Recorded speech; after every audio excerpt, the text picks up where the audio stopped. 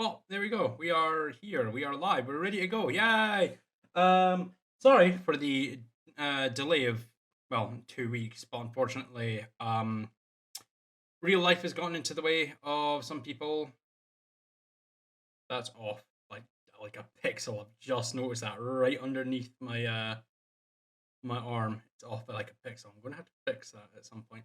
But yeah, real life has taken over, and with Father's Day being last week, it wasn't really fair for people to, you know, take time away and not spend time with your family, which is what those days are there for, to appreciate the man who helped bring you into this world. So 2 weeks have gone by, but we are ready to go. We are ready. It seems like they're talking shit about me. I mean, they most likely are. They almost always talk shit about me. So we will get in. We'll say hi. We'll recap, and we shall get going. So I'll pop us over to here. Everything looks to be all right, except for David's webcam looks to be off by a mile. How's that? A little bit better. Everyone's Yep. the healer. Yeah. Hello. Yeah, I do that all the time. Hello. Hello. Right, everyone here. Everyone ready? Everyone good to go? Yeah, You we ran betcha. about. Was that a no from Dave? Yeah, I heard a no from David. David, are you dying or something? No, there was a hello. Oh, it was a hello. Okay, that's what I don't like about push to talk. You press the button, and there's sometimes where it just won't pick up what you're saying to begin with, so it'll just be oh, and you're like, was that a no? Yeah. Anyway, we're ready to go. We're things and stuff. Right. Last time we played, going on 3 weeks ago now, you guys had managed to make your journey from the Silverdrick Keep back to Whitestone on the continent of Taldori, where you had plans to travel to the southwest in order to find a demon that you had made a contract with. Netara, you specifically had signed a contract with said demon in order to essentially conscript the demon's creations, steel predators, which look like that. Angry. They look very angry. My mic should be a little bit closer to my mouth. But you essentially conscripted these steel predators to fight for you should you need to. During your return to Silverdrake Keep, however, you'd found out that one of your old companions, Jakar, the alchemist of Silverdrake Keep, he had actually come into contact with these creatures while traveling through the continent of Elroth, and apparently he'd gotten a sickness from it. So you decided to return to Taldori, track down this demon, and figure out if it was these constructed steel predator creatures that had in fact infected Jakar with this illness. While speaking to the demon, whom had apparently given his name as Trogdaran, you tried to use his name against him after he had disclosed that, in fact, he was not the cause of the disease, unless it was someone messing with his predators after the fact.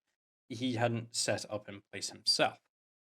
But because you tried to use his name against him, and it failed miserably because he didn't actually give you his real name, he left, conjured 2 extra steel predators, leaving you with 5 to contend with, and during the conflict, you weren't really able to fight as effectively as you would have hoped. The stun from the predators being quite powerful, as they essentially prevented you from doing anything to them, which ultimately forced you all to retreat back to the Mordenkainen's magnificent mansion that Coralina had set up about an hour beforehand. And you successfully managed to escape with the steel predators with a blink of pinkish purple light reappearing outside of the cave before you next to the magnificent mansion. However, thanks to Coralina, she can dictate what can and cannot enter the magnificent mansion. So you are there in the main foyer of the magnificent mansion. You can do whatever you wish in order to prepare yourselves for the fight ahead. Battle tactics, spell preparation, anything potions you want to consider, anything you'd like before you can take your long rest and prepare yourselves for combat. Essentially, the moment you step out. So, what would you guys like to do? Well, we need to come up with, right? We need to come up with a plan on how to beat these things. We have got 24 hours of safety, 23. and then I can only imagine we've got one heck of a fight, and that was one heck of a fight. Did we kill any of them? No.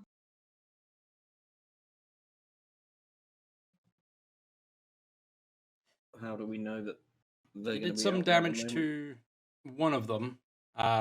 You did quite a hefty amount of damage to one of them, but the three that followed you, well, you just don't know how much health they have left, and you don't know if they're going to be able to recoup themselves after either, because it is going to be 23 hours. So, how long does it take you to prepare one of these mansions again? I mean, when we step out About there, a minute. so if we step out there and they're on us straight away, we can't just step back into another mansion. We're going to have to come up with a plan to. I mean, as long as it's not been 23, as long as it's not been 23 hours, then it's still gonna stay up no matter what. I don't really need to focus on it to do it. It's kind of here. So, mechanically speaking, you will all need a total of 8 hours for Corlina and Nethitari to actually get a full rest. So 23 hours, 8 hours gone, so you've got 15 hours essentially to prepare before the Magnificent Mansion will cease to exist. If you were to engage before that 15 hour, before those 15 hours are up, you would be able to retreat back into the Magnificent Mansion, but that time will still continue to tick down. So if you jump out, say you just take your full rest now, jump out, 8 hours, that drops you down to 15, jump out, fight, retreat back into the Magnificent Mansion, rest 8 hours and jump back out. You wouldn't be able to do it again because you'd only have 7 hours left in order to rest, so you wouldn't even get a full rest off in that time. But Also, it ejects everything out, so the horses would be forcefully ejected. Yeah, the horses would also be in danger of getting munched by the steel predators. We probably don't want to leave it to the last minute before we fight them, do we?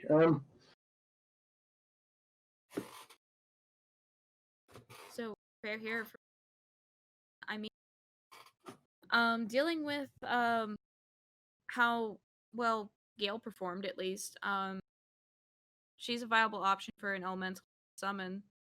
I know from our last encounter with this, Cliff did okay, but it's not spectacularly.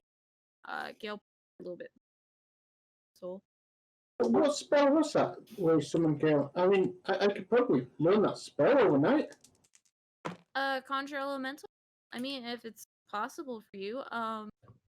Vic also has a scroll of it, if I remember right. It's for an earth elemental, but you actually have to read the language. I do? I believe so. I gave it to you last. Because I mean, I already know the spells, so why would I need to have a spare, basically?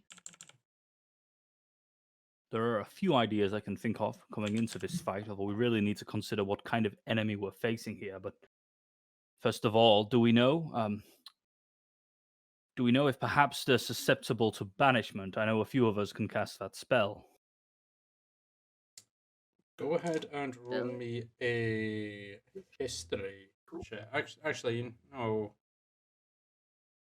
No, I'm not even going to need you. I'm not going to have you roll this because you've done this everything, before. but it goes to like a random plane. Well, there's that, but because you've done this before, because these are constructs that are native to the prime material because they're created here.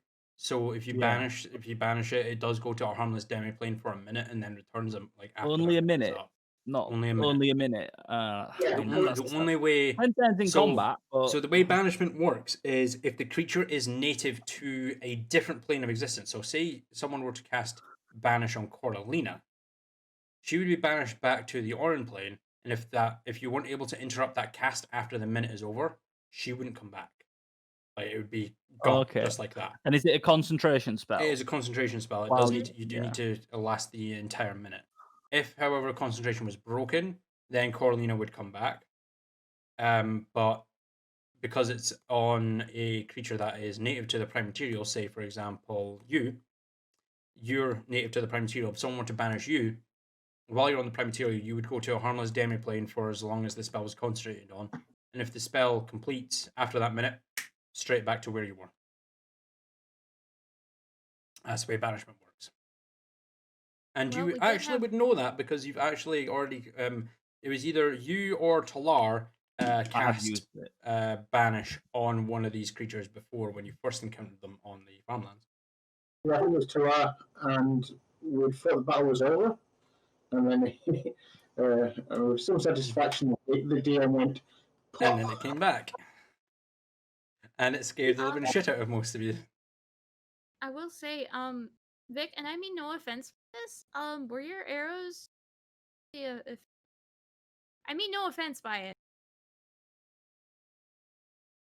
Well, when you're lying on the floor paralyzed, there's not a lot you can do. Arrows or not. Well, I mean, a sound strategy, I could make you an apex predator again. Wouldn't be a bad idea. These things were pretty resilient. Yeah, and I mean, when you're really huge and just chomp on them, I mean, it could work. I suppose a particularly terrifying predator might maybe draw in attacks, but I'll certainly be casting Death Ward on someone before we go out. But can that be casted on a polymorphed person to prevent the death of the polymorphed creature?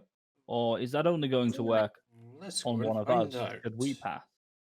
I wouldn't, as long as it's like on the person itself, should be fine. I mean, I was Have you thinking done more that? if you made a Tyrannosaurus Rex and cast Death Ward on the Tyrannosaurus Rex. oh no, I can't make a Tyrannosaurus Rex. I could turn someone into a Tyrannosaurus. Certainly. So when Neftari turns Completely into a Tyrannosaurus Rex, So, I mean, if he wants to be a predator, mechanically speaking, if, say, for example, Coralina, you were to transform Neftari or Victorilus into a T-Rex, into an Apex Predator, and Temple, you were to cast Death Ward on the T-Rex. Technically speaking, the moment the T-Rex hits 0 HP, it drops to 1 and the spell ends, and you would still remain polymorphed, because polymorph only ends once the creature that you've turned into, once its hit points hit 0, you then revert back to your normal form. But Death Ward prevents a creature from okay. dropping past 0 HP. So technically speaking, you become a T-Rex, which is still classed as a creature. Mm. So you would technically be able to Death Ward a polymorph creature. Okay, so we should Feasible. certainly consider who is it that, when close to death, we would consider most valuable to get a free miss. oh, obviously that leaves 3 of you guys because you guys are able to heal. Then that narrows it down to you and Kari because you guys can basically bring people back to dead. If God forbid, one of us breaks out in death. Of course, the issue is I can only be in one place, and while I'd love to have all of them attack me at once, so you can really get some good hits in, and by all means, if I get crushed, it'll be in the name of a good cause. But it's all well and good death warding me. If 2 of the steel predators are where I can't reach them, attacking perhaps yourself, Coralina, then maybe Yeah, I while I'm mean- dodging hits, I'm gonna wish that you were death warded. Yeah, I mean, like I said, if we're dealing with ranges of how we can attack, Temple, you're primarily close range and melee range. Vic and Neftari are more mid range, and I'm mid to long range myself. So, you would probably be the one to death ward yourself, I would think. Does anyone have a spell that would allow us to bottleneck these creatures so that they couldn't all surround us? Because that was what really got us Wind wall. in serious trouble during that last fight. Is we were able No. to get surrounded and flanked. If we can make it No. so that they have to be near me, then I can take a lot of the hits. That's it. No, Temple, that's it. The wind wall. Vic was able to do a wind wall once. And I think you did. Doesn't stop them moving through it. It will cause them some but if it damage. occurs- It's a shame my magic circle spell doesn't work on constructs. I can't come to the elementals, but would it be any safer if we end up with 2 elementals that we've lost control of? I mean, to attack us. I mean, could you summon 2 elementals on the other side of the creatures, and then presumably you wouldn't expect them to skip the nearest source of combat just to get one in on old Carolina? I mean, yeah, as long as you don't lose focus. I mean, when I was trained, you're taught to, not lose focus even when you have a being summoned to your side. With mine, it like when I fall unconscious, then it'll go crazy. But they didn't even have to touch us to lose focus. They just roared, didn't they? Was it a roar? Was it? I experienced a thunder sort of. Some kind of. But as long as you don't lose focus that way, like I said, I have to actually fall unconscious for me to lose focus of a conjuration spell. That's kind of what I was taught to do, is don't lose focus. So I could summon a Guardian of Faith, but that would prevent me being able to use the Death Ward spell, as I only have the 1 4th level slot. And one tactic would be to get as many creatures on the board as possible, so that while they're picking off 1 horse at a time, for example, we can be doing some real damage. What horse? We just have the superior, larger army. Even if those horses die with but a single strike, those horses can keep those steel predators busy long enough for you to get some of the big spells out, Carolina. I mean, maybe knock a few over of them with that tidal wave, Neftari. As soon as they roar and I lose focus, all the horses disappear. Yeah, that's true. So it'd probably be best that people focusing on spells are probably kept more back, and that would lead you up to the front line. Me on my horse. Horses aside me. A Tyrannosaurus at my back. We will be unstoppable. I can summon a big old horse. Yeah, so which one of you 2 is going to be the apex predator? I feel that we need more close range supporting ability. So I think it should be one of you 2. Free. Well, I can't really polymorph myself. That first one was a fluke. Oh. Then yeah, it doesn't usually happen like that. Are we under the agreement that either Victoralis or Neftari being a Tyrannosaurus is a better option than both of them being simply themselves? And if we are in agreement, which one of the 2 of you should be? Or should it be me? Yeah, I won't be able to cast spells as a Tyrannosaurus. I won't be able to heal anybody. My feelings are that Victoralis should be a Tyrannosaurus and really get in there. That Neftari should use summoning abilities. And likewise, Carolina should use summoning abilities to overwhelm them with sheer numbers. Those are my initial thoughts. I can always work smaller and have the methods again, like I did before. I will let you guys know ahead of time. Will those be exploding ones? Yes, those explode, so please probably keep away with those. I could also cast haste on you, Temple, but when it wears off after a minute, you really need to get back into the mansion, as do we all, because you will be pretty lethargic for a while after it wears off. Well, if we can finish combat within a minute. No, I mean, we'd have to do it as a hit and run tactic, as in you'll kind of. How long does a haste spell last? But not very. It lasts a minute. I have to concentrate. And so again, if they roar, it would wear off. And What exactly happens when this spell wears off? And exactly how is it worded? well, when the spell ends, you can't move or actually do anything at all. I mean, Oh, okay. Do your if Is Temple, that like if is Temple that how can't- it's written? When The the only spell reason I ask ends, is when the spell ends, the target can't move or take actions until after its next turn, as a wave of lethargy sweeps over it. So, if oh, someone I see. casts So you haste lose on it then, basically. Yeah, you lose but a I can turn once the I can spell easily ends. get Temple out. I mean, you've watched me bounce around the battlefield before. I mean, I can easily get to him, either pop a dimension door or pop a thunder step if no one friendly is close by. Pop that and get him back as far as I can. And in addition, then- even despite the inability to move, I am very difficult to cause harm to. So perhaps I could Sorry, simply what's- tank that turn. What's the largest, most devastating creature that you can summon? Temple. Well, I can conjure horses and bears. I maybe a T-Rex. I don't know. Give me a minute.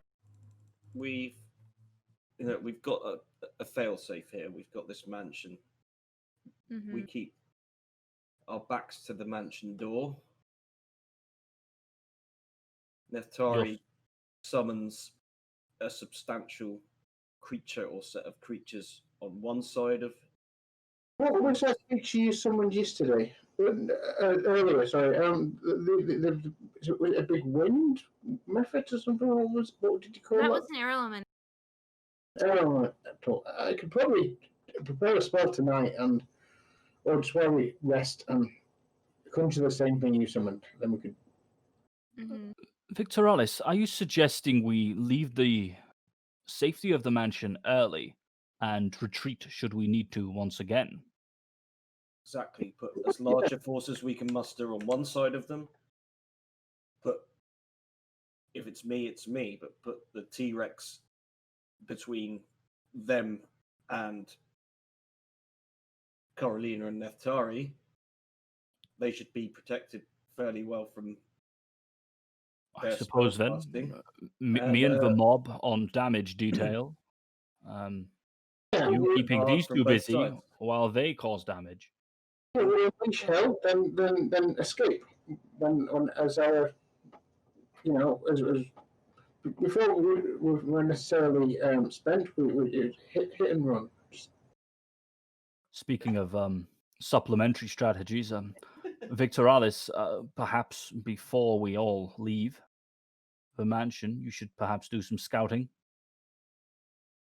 so we can get an idea maybe for where they are. If you're sufficiently sneaky enough, maybe you can find out where they're positioned before we even walk through those doors. Instead of risking Vic's possible death, I can send Barkley to go look. Or while we could can do rest that. up. I could turn you invisible, and you just peek your head out the door and have a look around. And Are you able to communicate with Barclay through the door? Technically, no. However, he does have the advantage of being able to fly. I suppose. Sounds like a safer idea rather than someone poking their head out and immediately having it removed from their shoulders. So we have a game plan. We start with Barclay scouting. We cast our spells before we step foot out of those doors, buffing spells and the like. Mhm. I'm going to cast Death Ward on myself and really try and get in the front there. Victoralis, again, getting up close but paying particular attention to keeping in between the Steel Predators and Coralina and Neftari, who will be summoning and using their spells to wreck shit up. And then, if everything all goes ham, we get back in the mansion and try again. I think that's our best chance. Attack them from the rear with the either an elemental or a summoned beast of some kind. Use the T-Rex as a battering ram. Use Temple as a damage cannon, and keep squishier stuff, as you would say, Temple. And All as a protected. general rule of thumb, if we have a choice of who to attack and we're not using area of effect spells, we always go for the weakest one to take them out of the equation. Seems fair.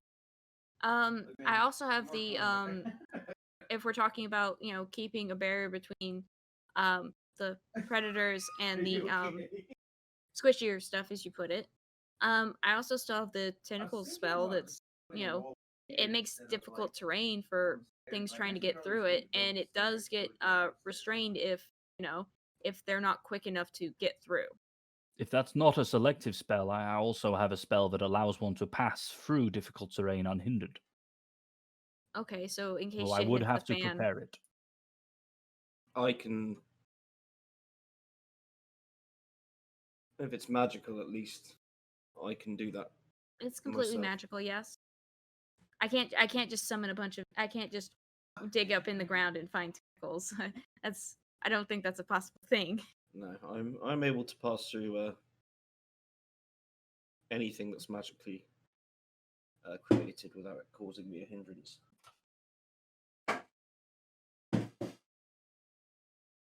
Oh, I think that seems like a plan, I suppose. I can at least, you know, since I don't need to like decipher anything, you know, speak any different languages than what I already know. I can prepare different spells other than my tongues or teleportation circle for right now, at least. That'll free up some of my, you know, abilities to do more damage dealing spells at the time. I can always switch those back out once we're done here, hopefully.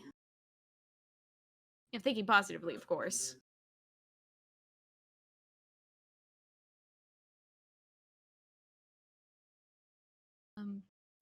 Anything else we should consider? We need a bard to play epic music as we leave the mansion. But for now, we I don't rest, know we any eat. bards. That's all right. I've always thought of part-timing. Guitar! I'm going to use my minor illusion cantrip to start some epic music playing. Oh, I was hoping the mansion servants would have perhaps a whole musical room. With which That's to not how the spar mansion in. works. You'd have to conjure it yourself. Darn. Yeah, it doesn't come with it. You kind of have to think about it before it shows up. As the epic music starts playing and they're having this conversation, I'll realise that it's probably inappropriate for it to be You playing, are- and I'll just bring it down again. 23 hours too early. However, that music was wonderful, and when the Tyrannosaurus comes knocking, my Yeah, I mean, goodness, if it we'll comes- intimidate them to death. I mean, if it comes to that becomes like a regular thing, do we have like a name for that? So like people don't immediately assume, oh shit, the wizard's polymorphing someone else into a T-Rex. Get the wizard. Do we have a name for that?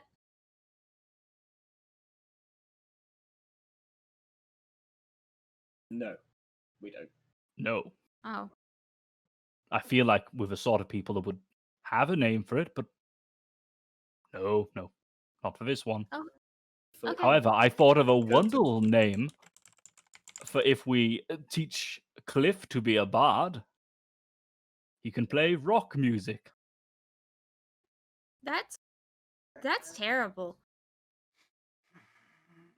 Cliff is completely tone deaf. Dude.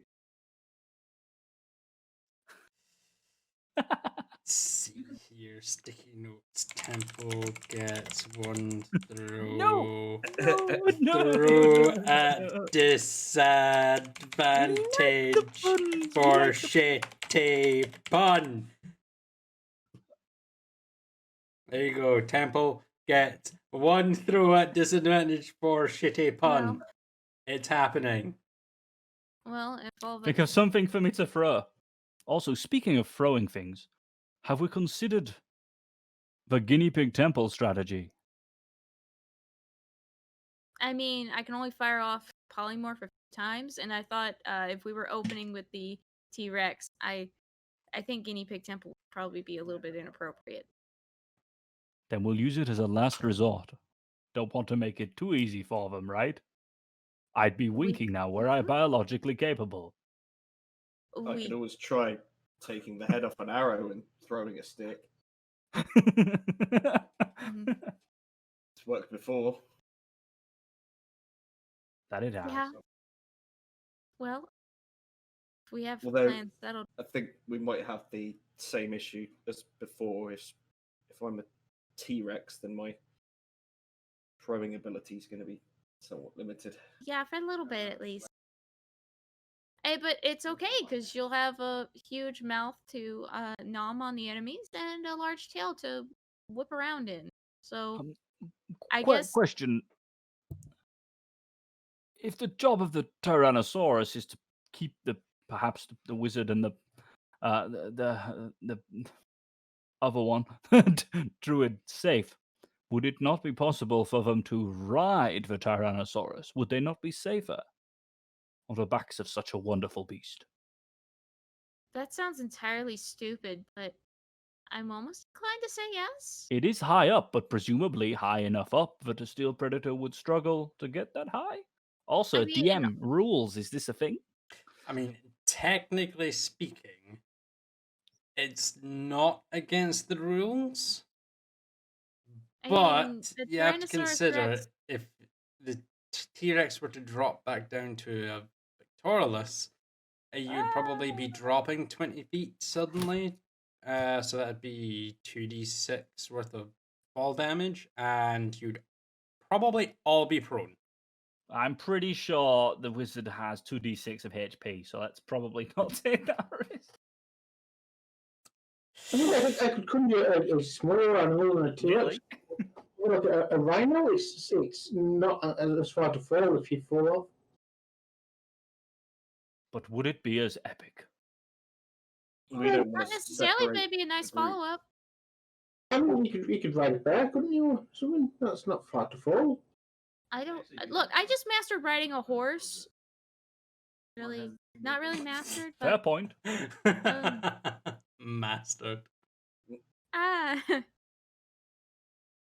think I the mean- point of summoning any of these creatures, Neftari, is going to be to keep them on that side of the enemy. There's a wall between us. Wall of horse, bear, or rhino. I mean, I right? can't. Probably do bears. Bears are big and fluffy and. Horses. I mean, if they worked as well as you know, I'm not gonna go back to that point. But when we first met, they seemed to do okay. Yeah, it's like I said. The problem is that those creatures they roar and I get distracted. I fall to my knees and nearly wet myself and I forget my spell. I'm not as well trained as you. Well, I can keep close enough to where if that happens and can't necessarily move, I can always just pop us away. Were there trees around the cave, DM? There were some trees nearby, as you can recall. We could always skitter up to the trees. They don't seem like they would get that high up. I wonder if. Do you think if I got drunk before we went into battle, I wouldn't get scared as easily? I'd have more courage. Being inebriated in battle might be a terrible, terrible idea. Go drunk into battle, please. That'd be so enjoyable for me.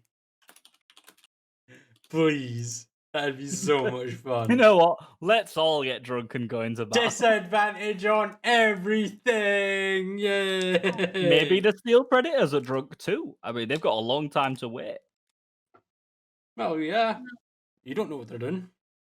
I think just regarding any kind of inclination towards intoxication, I mean, we can drink now at least. If we somehow don't make it out of this, I'm not saying it's a possibility, but I'm erring on the side of optimism and saying that it's a small possibility. We can drink now and the best. Hang on. What if we conjure some creatures inside the mansion? They disappear as soon as they leave. Oh. I was going to say, then we send them out there to do battle, and then just change the door of the mansion not to let them back in. Out you get, bye. Wave 1. Go get them. Exit stage left. No, but I think the idea of trying to keep a distance between them because they seem primarily close range combatants would probably be the best solution. Were the trees out there, Scott, or what was? There were, yes. It was a cave, wasn't there, that everyone was in? Yes. But outside, just outside the mansion, there's trees and things, and Yes, there is. I would show you the battle map, but I'm not going to at the present moment in time because you've not seen it yet and you don't know where the predators are outside. So you're gonna have to wait for that. Another So yeah, thought. as soon as Does anyone have Temple? You've been collecting a number of swords and weaponry as we've been going along. Do you have anything that you wouldn't miss if it were to be destroyed? Possibly. I'll have to check. Let's have a look here in my bag. Rifle through bag. I mean, I have a dagger I don't use. I'm thinking it's unconventional. It may What never exactly work. But are you thinking? the windwall itself forces objects quickly upwards. Were I to fall from the T-Rex form, the broken, sharp shards of a large sword could potentially be fired, catapulted upward. Are you suggesting we make it rain steel? I don't know, Either rain. that or I mean, upward rain, yes. I mean, have reverse these- gravity was pretty powerful. I suppose I could use these ordinary pins of unreliable potential that I have carrying around with me. There are 3 of them. Perhaps they could go in the steel predator's eye and clog up a joint. I'll save that tactic for later. Good thinking. Do we know if these creatures are weak to ice? I have a very cold weapon. I didn't get the opportunity to check. I tested fire and ice on the first one we killed a month ago or whatever it was. I can't remember. I think it was fire didn't damage it very much. Just sort of singed it, and ice, I think it was immune to as well.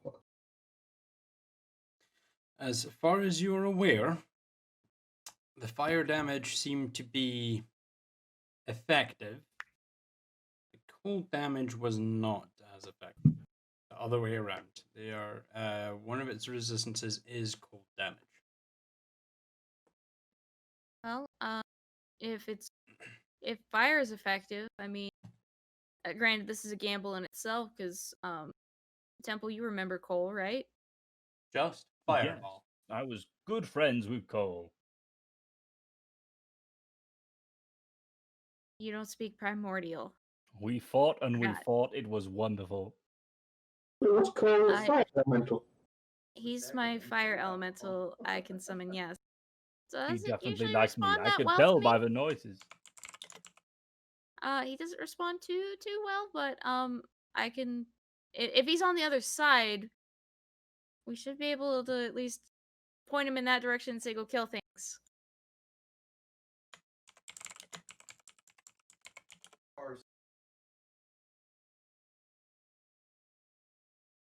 I reckon I could conjure a fire elemental too. I mean, you don't have to train them or anything. I know the spell. I've I never. mean, you kind of like get a bond with them after a while. You know, when you start when you start having favorites that you can kind of pull back every so often. Not the same one each time, surely, is it? They don't wonder if you get good at it, you can be the same one each time. Cliff and I have built quite a rapport. Oh. I mean, that's similar to cast the same one each time, and each time it dies horribly. Oh no, they pop back. No.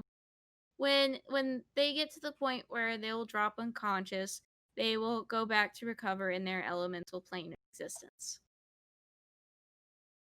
Hey, So what about- Cliff usually goes back with some bumps and bruises, but you know, he's fine, and as far as I'm aware, he really hasn't had any ill will of me since that, you know.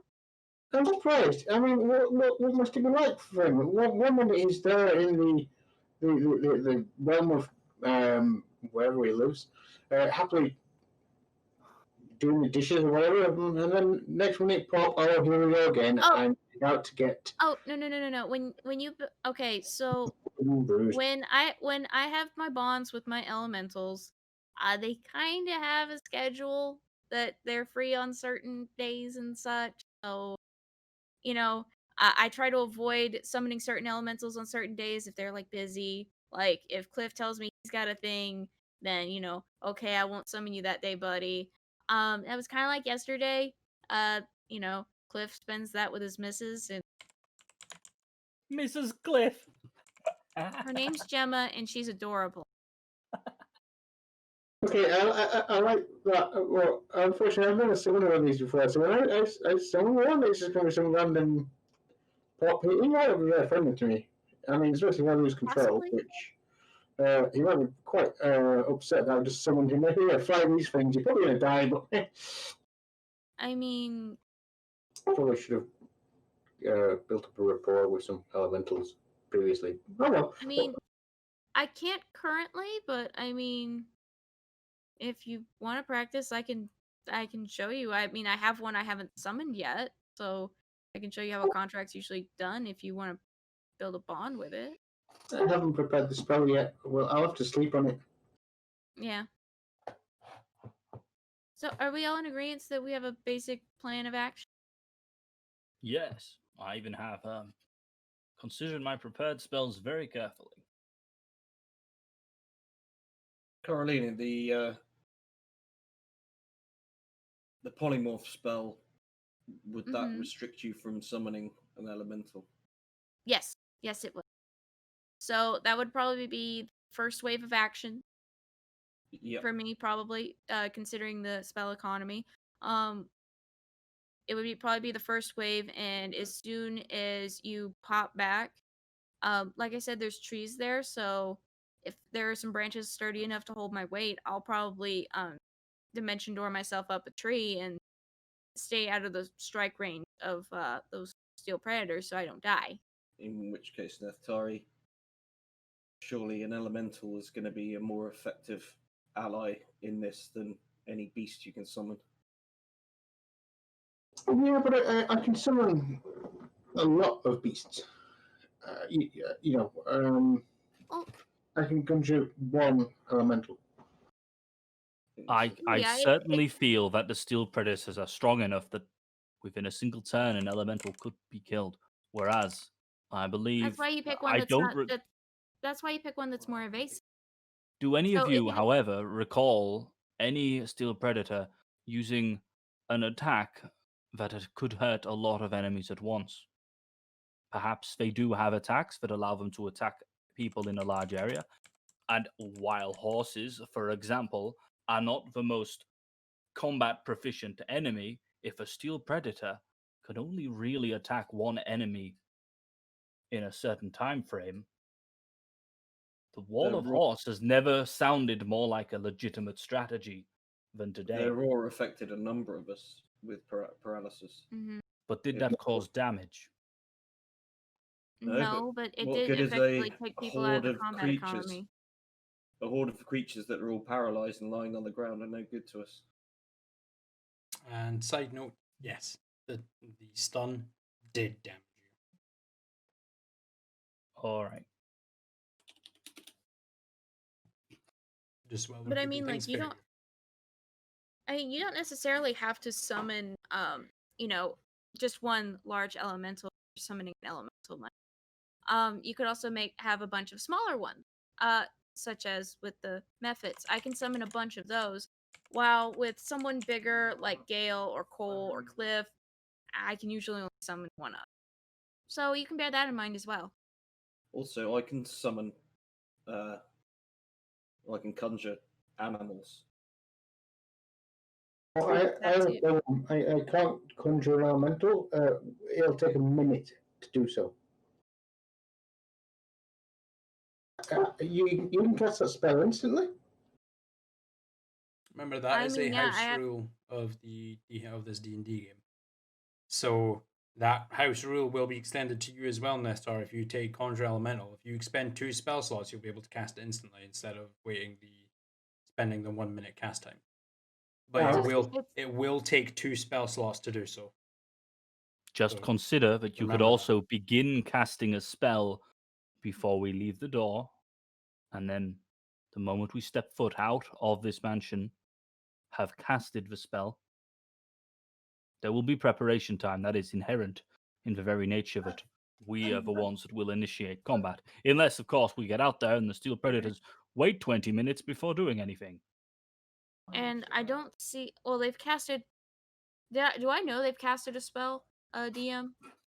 At least from the looks of things. You can assume they have. There was They have their. very familiar looking pinkish purple flash when they appeared outside when you were retreating. They do have the propensity to cast spells, at least one type. So I will keep counterspell in mind to be able to do so. Should they look like they're trying to. It's a little weird to watch them try to. I didn't even think they were capable of it, but they did. So There's another problem. The haste spell I was going to cast on Temple. That's a concentration spell, and so is the conjure elemental. So I will be very difficult to hit, so I would rather Now, we have more if- creatures on the board than even a supercharged temple. I can only do so now, much. if anything, if things tend to go tits up, I can put somebody in a resilient sphere if something bad were to happen again. I don't think throwing is going to be the best option again. But you can roll around in it. I know that's odd, but something. And nothing can really pass through it. not even the sound of the roar, which terrified me last time. Yeah, and then I put you in a sphere and I asked to throw you. While Yes. in the sphere, can one cast spells which can take effect outside of the sphere? No. Nothing Excellent. passes in, nothing passes out. Then this should only be used as an escape strategy. Yes.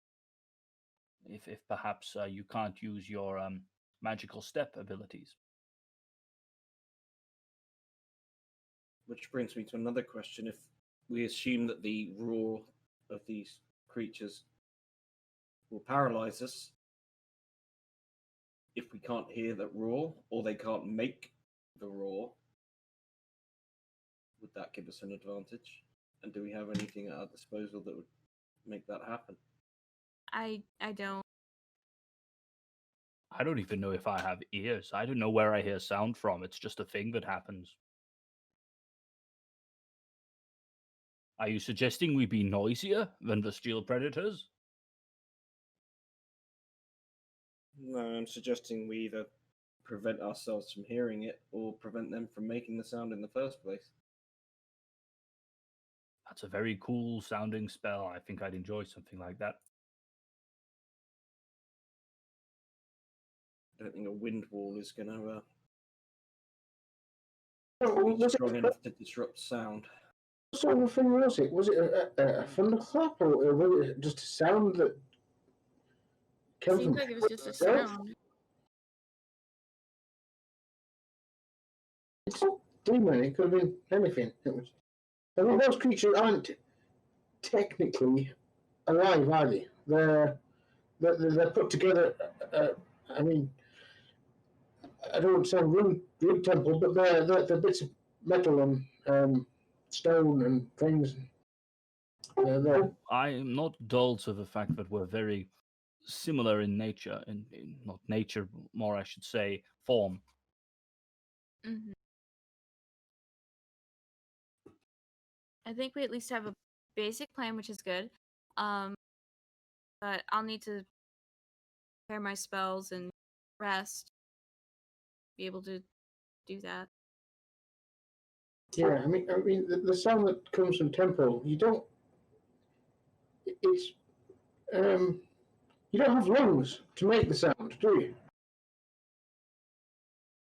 No, it's more of a magical sort of vibration, I suppose. It's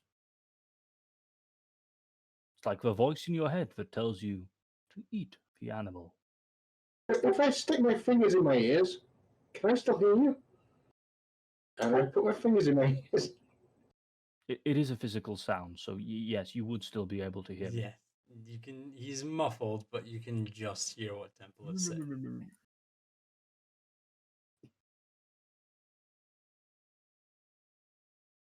Perhaps let's just keep it simple then. Yeah, I don't think preventing the sound from these creatures getting to us is going to do it. The sound is so heavy, it sort of goes through the earth and knocks us to our feet, and it's.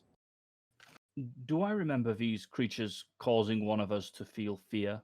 Or was that one of us causing them to fear? You've not encountered anything that from these creatures that can be seen as causing fear. Okay. All right, so plan is plan is ready. You guys want to take your long rest and put it into action? Let's just be clear then. Vetari, you summon an elemental on the far side of them, trapping them between the elemental and us.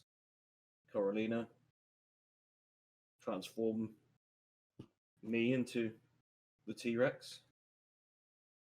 The Victosaurus Rex, as you put it? Victorinosaurus Rex. Temple gets in the mix, does as much damage as possible, while the elemental and myself try to take the brunt of their attacks. Once I fall, I can use my conjure animals to raise further allies to the field.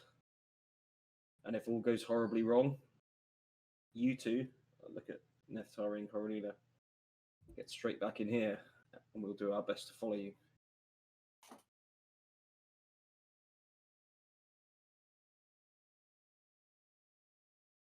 All right, and if one of you is lagging behind, I mean, I can always just, either trade places with you guys and then Misty step out of there to get back. I mean, I've done it before. Yeah, just don't unnecessarily put yourself in harm's way. I've got ways and means of evading it in this environment, at least. Okay. I'm more confident about my ability to make myself hidden and escape. I shall be using all the spells at my preparation that I can. Coming up to us leaving the portal, I will be casting Find Steed, so that I have my horsey companion with me, so I can get around the battlefield quickly in those early stages should I need to.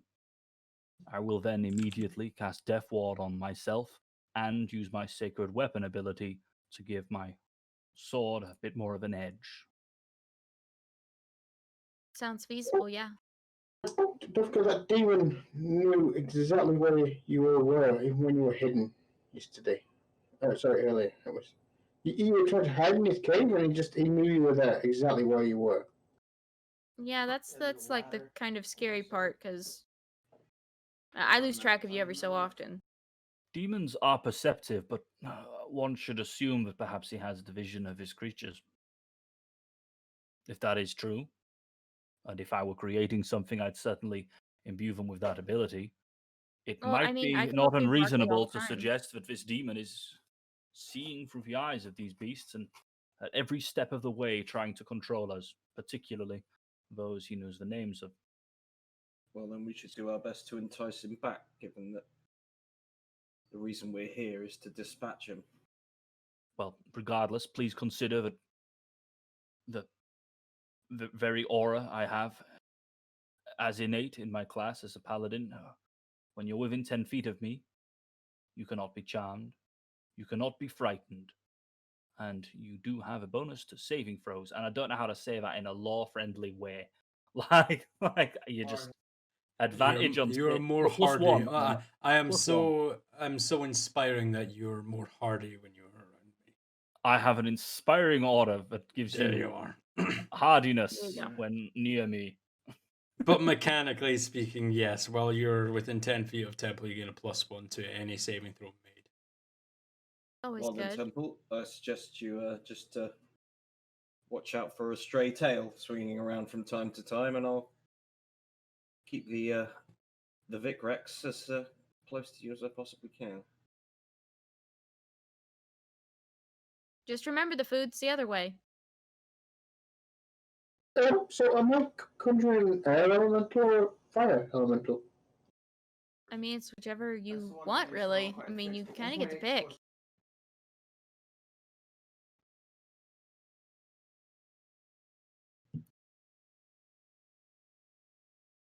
Fire. All right. Well, with that, the plan is ready. You guys want to take your long rest and then Yes, get into the thick of things? Let's press that long rest button. Yep. Oh, Go yes. ahead and everyone do that. Commit to your long rest. We'll give you an extra few minutes to go over your spell lists, change your prepared spells, get yourselves ready for the fight. Because once we roll initiative, if you've made a mistake, if you haven't prepared something, there's no going back. There's no, oh, I didn't prepare this. Can I do that instead? No. If you've not prepared a spell that you think you will need, that's tough shit. You're going to have to deal without it. Just double checking, because damn right, double check. Make sure As that the, you have everything you need for this upcoming fight. As they go off to rest and prepare themselves, I'm going to go and check on the horses, make sure they're well, seeing as I've got a few hours to kill before they'll need to be up. Yep. You head into the conjurer's stable, and they all kind of like just look over to you as you enter, and they're in their own little small segregated stable sections with their little like tiny little feeding trough just hanging over the edge of the door frame that every so often one of them just dips its head in, and just you hear the grinding of their meal. So, Scott, I'm looking at what spells I can stack potentially is Sanctuary, which costs a bonus action, a concentration spell. Does it have the Doesn't little look C like next it to is. it? No, it doesn't. Then it is not a concentration spell. Very good. You're coming with If me, you- friend. If you take a look at your Shield of Faith, that little black diamond with the C in it, that signifies a concentration spell. If it doesn't have that, then it's not a concentration spell. Okay. Oh, doesn't matter. The spell's constantly prepared anyway. Lovely. Once I'm done checking on the horses, I'm going to, rather than retire to a room, I'm going to set out my bedroll right by the door into a comfy position, and I'm gonna Qui-Gon Jinn it. Okay, Just sit and meditate by the door. by the door, waiting for the ray Servant. shield to drop. I need a drink. Unseen servant approaches you with a concoction of drinks readily available for you. I make the most of that, without a doubt. But yes, sit down before the ray shield, waiting for the ray shield to drop so that you can engage the Sith. Well, is it the master or the apprentice? Mm. But yes, if Everyone is ready. Mhm. Everyone got your spells prepared. Yep. Yep. Everyone's checked and double checked. David, are you good to go? I think so. Yep. You And think? to be clear, we are permitted to cast our spells that take 10 minutes to cast before we leave and then step out the door. And Okay, this I'm going to have to double check because when you were mentioning this, I'm not sure if that's the case. I'm pretty sure if you actually move while casting a spell that requires time, it does Okay. it does stop canceling. I will double check that, however. if I don't get to be on the steed, that's fine. But my intention was 10 minutes, step through, summon steed, then do the other two actions very quickly. So we're going to test I it. suppose it depends if are being able to do actions immediately. How much of that is based on if we are able to get a surprise round, or do we inherently have that before we step through? For example, like my Well- spells are buffs on myself. Can I use them? Will they remain when on the other If side? you like pre-cast something like your Shield of Faith on yourself, as an example, then yes. But depending on how much time you take to, like, once you say you cast it, if you wait 30 seconds to then go through the portal and actually get into combat, 30 seconds of the spell will be wasted because I'm pretty sure Shield of Faith only lasts a minute. Yeah. Yep. But that would be from 10 rounds of combat down to 5. So you will have to watch out for that. But no, if. Oh, sorry, that was me hitting the corner of my book against my mic stand. No, as long as as long as you're spending your action casting on if you're concentrating and spend your action casting the spell, then technically speaking, the moment you step through the portal, you could finish casting something that takes 10 minutes to cast. So long as you've spent like the 9 minutes and 54 seconds beforehand ready to cast the spell. Okay. Mhm. Very good. I know what I'm gonna do. Okay, so is everyone double and triple check their spells? This is your last opportunity. Is everyone ready to go?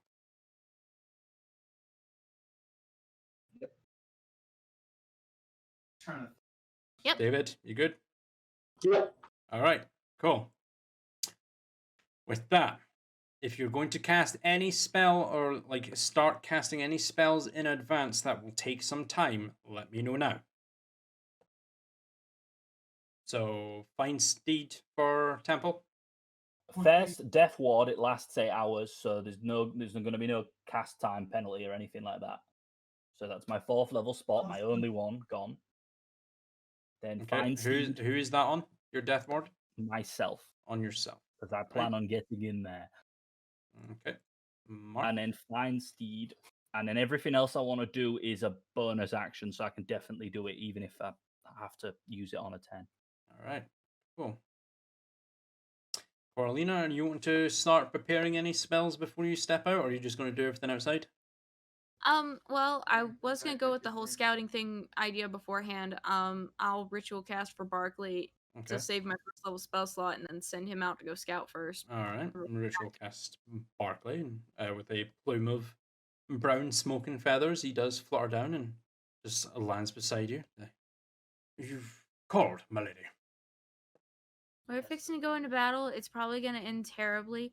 I need you to go out there, go outside the mansion, scout, see how many there are, where they're at, and then come back here. Probably best to keep high.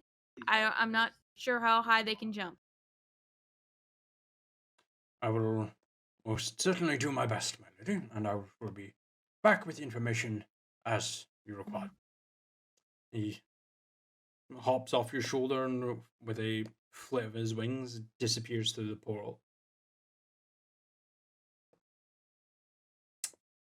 About 2-3 minutes go by before he flutters back through the portal pretty quickly, lands on the floor before you. Just well, that was closer than I would have hoped for. There are 3 of the ruffians outside, my lady. One to the north, one to the south, and one to the far west. They almost took my head off. But that is all I could see. 5 to start. Well, there are only 3 out there, milady. Well, the other 2 are hiding somewhere, probably. In the trees of a cave, perhaps. I don't think they climbed trees. They didn't seem. The tree line, I should say. Yeah. I still think a good plan is I polymorph Vic and then I make it up a tree.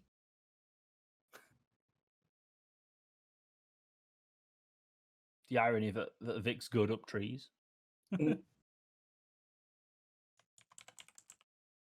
So When they took his head off, they're so fast. That's the yeah, that's And gonna be we shall be faster. Well, you put enough muscle in their way, their speed's not going to help them. right. Well, Should- goodbye, arms. And they just Goodbye, long arms. Long arms. I'll be able to use a bow for no mean, do you- longer while I'm. fire one off real quick for old time's sake, or are you good? I'm good. Four- Dread to 4 of think us. it happen anyway. 4 of us are very tensed up and like things are about to happen. One of them is the most relaxed I've ever seen them. Scott, we're going to die, aren't we? You're so chill, and we're all like, I have full confidence that you guys will be able to survive this fight. survive. You have ample facilities at your disposal for you to survive this fight. Remember, if Bear that in mind. everything goes south, get back through that door. Mm-hmm. All right. Is everyone stepping through the portal? I'll be one of the last ones out. Don't worry about like order, but are you Okay. guys stepping out? Okay, can we rearrange? Yeah. Let's I'm do going it. to prepare my conjure elemental spell then before I step out. If you want to save your spell slot, like save an extra spell slot, you would have to wait the full, 10 minutes? Yeah, 10 minutes cast time, and leave it until the last minute before you step out to then cast the spell. Yeah. And that is what I'm doing as well. But it means Alright, any other cool. spells you won't be able to thingy. Yeah, exactly. Any other spells you won't be able to cast straight away. You'll have to. It does take your first action on your turn will be This is the last action of me casting this spell, and it will take your action on your first turn in initiative. Is that okay for everyone? Well, Temple Netari, is that okay for you guys? That's the way it's going to work. Yes. Yeah. I think it's a way of having the much higher movement speed and stuff like that, and Alright, potentially being high up. As the walking out, I'll pop a message cantrip. I'll find it off. To Nothari. Just a kind of reminder, please don't do anything stupid. And you do kind of make a good horse. That's what you hear in your head, Netari. Anyway, just like what Adam did with us on Thursday, as you step out of the Magnificent Mansion, the red square that you can see on the battle map, you guys should have full control of your tokens. You can reposition yourself anywhere within that red square as you see fit as you emerge from the portal. Once you are set and sure of your positioning, we will roll initiative. Was I to be polymorphed like before or as we come out? Is that going to be like? No, it's an action. Coronel's I can bonus pop action? that as soon as we're ready to go. All right. Okay. I am on horseback. Not at the moment. Oh, I need to do my final action. You need to cast your Perfect. final. You need to use your final action to cast it. So you will get it. Your fine steed on your first action, and you will then be mounted for combat. Okay, unless before I can take that action, I'm interrupted. Yes. Right. You need to make a concentration check to maintain like your concentration on casting the spell. So if you unfortunately roll last in initiative and they attack you and breaks your concentration, then no fine steed. That's okay. Right, in anticipation of being turned into a T-Rex, I'm actually going to move myself full Okay. forward into the fray.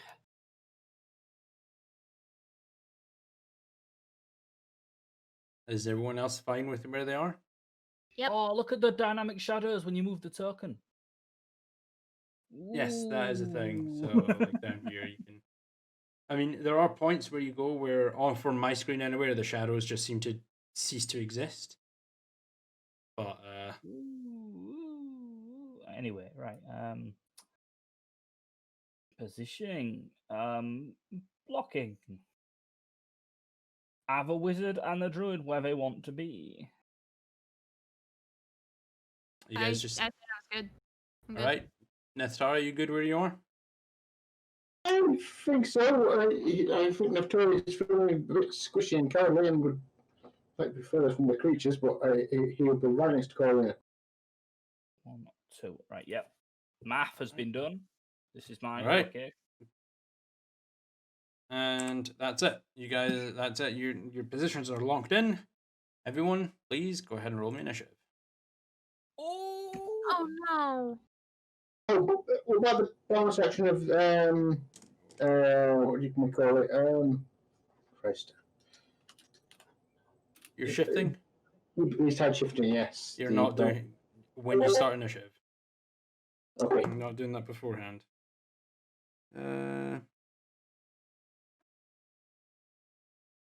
You're free to lay into him until I can get to you.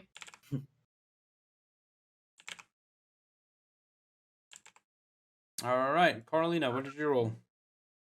A 3. Nethstari rolled a 7. I see that. Temple, what did you roll? 22. 22. Nice. Victorious? 8. Right. So, as you step out, Victorious, you can kind of like dash forward a little bit with the plan in mind that you're going to be a T-Rex. You dash a little bit forward and you see one of the steel predators is just to your north, about 10 feet away. Another one about 20 feet away to your west, and one about 25 feet away from you to your south. There are 3 of them. They still look damaged, though not quite as damaged as you remember they were about 8 hours ago. So they seem to have repaired slightly. First in initiative is Temple. What would you like to do? Okay, I'm gonna finish that cast, and I'm gonna be on me a big horse, big warforged Going to horse, be benchy. mounted. Cool. So I'm going to give you this little token here. So you're mounted and you have your death ward as your mecha horse that we agreed upon when you first got your fine steed. Your basically warforged horse. Slowly erupt from the ground before you, and your aura. Once it's fully formed underneath you, you are aboard your own very noble steed. You have your bonus action and your movement of your horse, which I believe is 40 feet. My bonus action is going to be, I believe the spell is called Shield of Faith, the one with the plus of the AC. Yep, that is the one. So you're going to cast Shield of Faith on whom? Yourself? I'm going to cast it on myself to give me that extra 2 AC. Cool. You have your +2 to your AC. That puts you up to 26. Yes. Cool. I will not use my movement. I will just point my Stay sword where you are. at one of these angry boys. All Because right. they're going to come to us. Yes, they are. And they're going to do that right now, as it's their no. turn in initiative.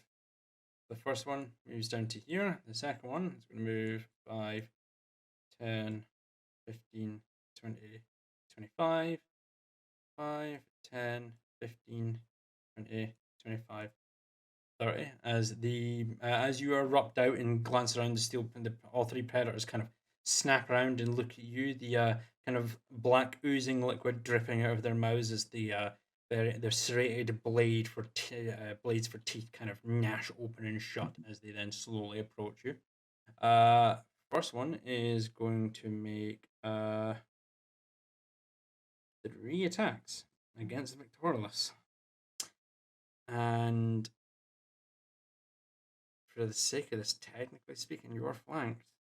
Yep. So Ouch. let's see how this goes. That was a nat 20 on the first roll. Oh dear. Second attack. That would be a 30. And the last attack, that would be a 26. So all 3 hit, one being a crit. First one's not as bad though, because it was his bite. So it's D6s instead of D8s. So you're fine. Let's see. You have 1, 7, 9, 13, 20 points of piercing damage from the crit, Mhm. and then the 2 claw attacks, which both hit 4, 7, 15, 23, 37 points of slashing damage as the first predator to the north runs up and approaches you, manages to lean over and wrap its jaws around your side as you're about ready to bring up your arms in defense, clamps your arm just to your side as its teeth wraps around you. You push it off before it kind of rears up onto its hind legs and scratches its talons down across you, leaving deep gouges into your armor, not cutting through it completely, but the talons are essentially able to cut through to do damage to your skin rather than your armor. So it does cut through and does cause you to bleed, taking that quite hefty bit of damage straight away. The second predator here, who Victorious, you were stunned last time, and Nethari, you were stunned. Temple and Coralina, you guys didn't get stunned from the roar last time around, did you? I did not receive a No. stun during that. No. Good to know. The second one is actually going to roar, so I would like it's half damage. Cool. I would like only Temple and Coralina to roll me Constitution saving throws, please. Okie dokie, and we're both there, so can I get a +1, I guess? No, it's S, isn't it? Cons.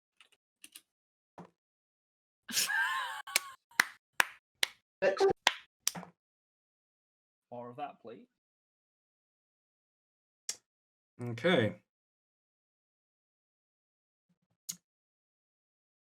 No ears, mate.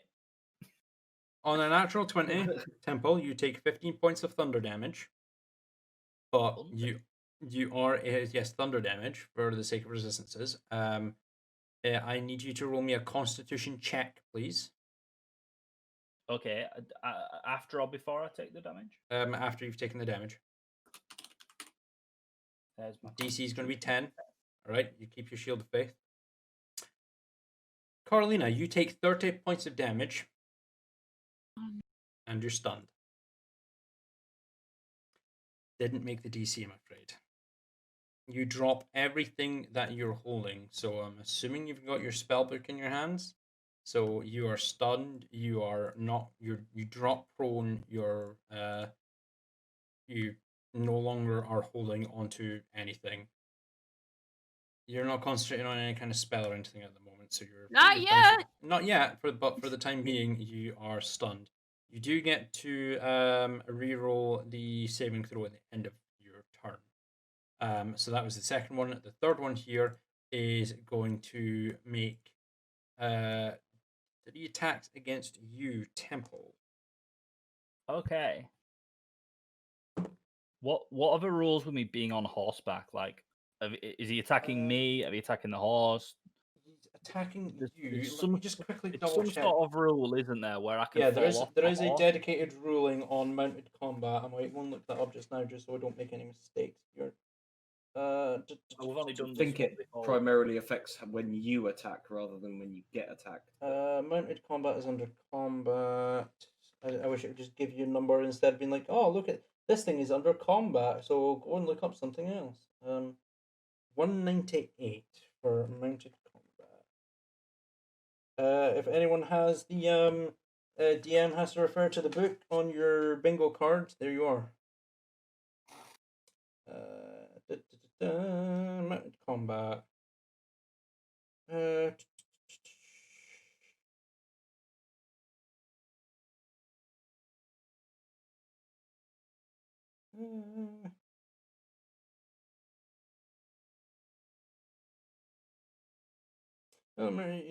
can control the mount or allow it to act independently.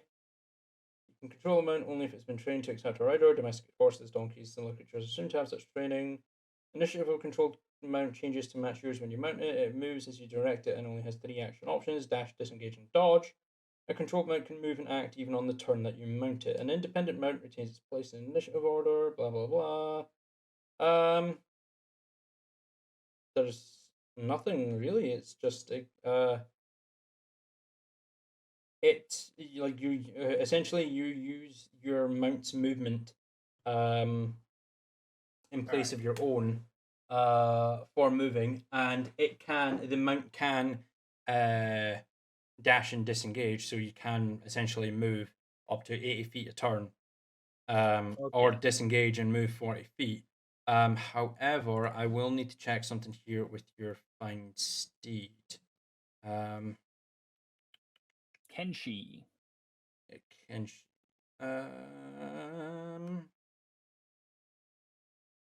Yeah, it's just a draft horse, isn't it? I don't know. It's like I can choose its type. Well, It's like not race. What's the word? Its form, like it is a celestial fey or fiend. You get to choose like its origin. If it's a celestial, a fey, or a fiend. Celestial. It's a celestial. But it does have the stats of a draft horse. So essentially, you're like they can target your steed, and once it drops to 0 HP, it does just disappear. Okay. So that is a thing. I see a dog. In the background. It says I can choose a war horse, a pony, a camel, an elk, or a mastiff. And it says you might allow other types of summoned steeds. So it was a war horse. Reading that, I would have said war horse. I don't know if that differs. Cool. Let me quickly pull up the monster manual for the stats of a war horse, and I will give that to you so that you know how much HP your horsey. So the armor class of your mount is 11. It has 60 feet of movement actually, and it has a HP of 19. So note that down, because if they choose to attack him instead of me. Actually, you know what? No, the AC of your horse is going to be 18.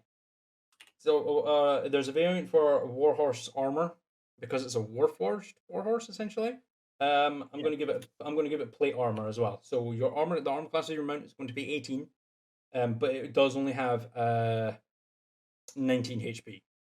Okay, so it's quite sturdy, but if something pierces the armor, it is going to go down pretty quickly. That's fine. I've got that in my notes. Thank you very much. No problem. Yes. So 3 attacks on you as you're just getting onto your mount. The predator is going to attack you over your horse. That is a 16. That's not going to hit. That's a natural 20, so that is definitely going to hit. I like these dice tonight. And that's a 5, so that's not going to hit. So it's a natural 20 on one of the bites. So that's going to be 4d8 plus 7. That is 2, 4, 8, 13, 20 points of slashing damage to you, Temple. Okay. And with that, I need you to roll me a con check, please. Oh yeah. DC is 10 again. Your Nope. Shield of Faith drops. Okay. So unfortunately, you've come out. Your AC was 26 for temporarily, but unfortunately, because of the attacks on the creatures, the one before you just roars in your face. You are able to just tone out the roar in front of you, and it doesn't stun you. You hear a dull thud just behind you as you assume either Corlina or Nehtari has succumbed to the roar. And as you glance to the side, you see the steel predator kind of snap at the air where your leg was once was as you rise up on your warforged steed, where it rears up on its hind legs and scores down its claws down over your clavicle. You feel the scraping of metal on metal, the sparks scatter all over the place. You do take the damage, but other than that, it doesn't seem to do much else to you. With that, Victorless, it's your turn on initiative.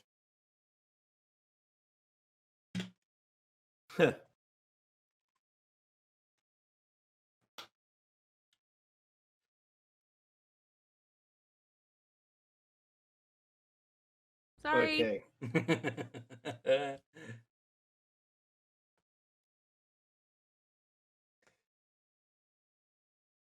Right.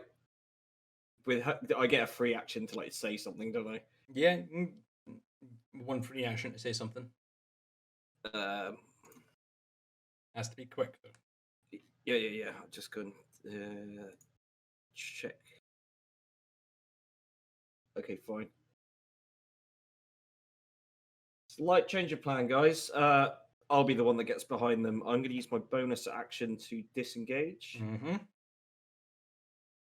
And I'm going to move 5, 10, 15, 20 feet out here behind them. Yep.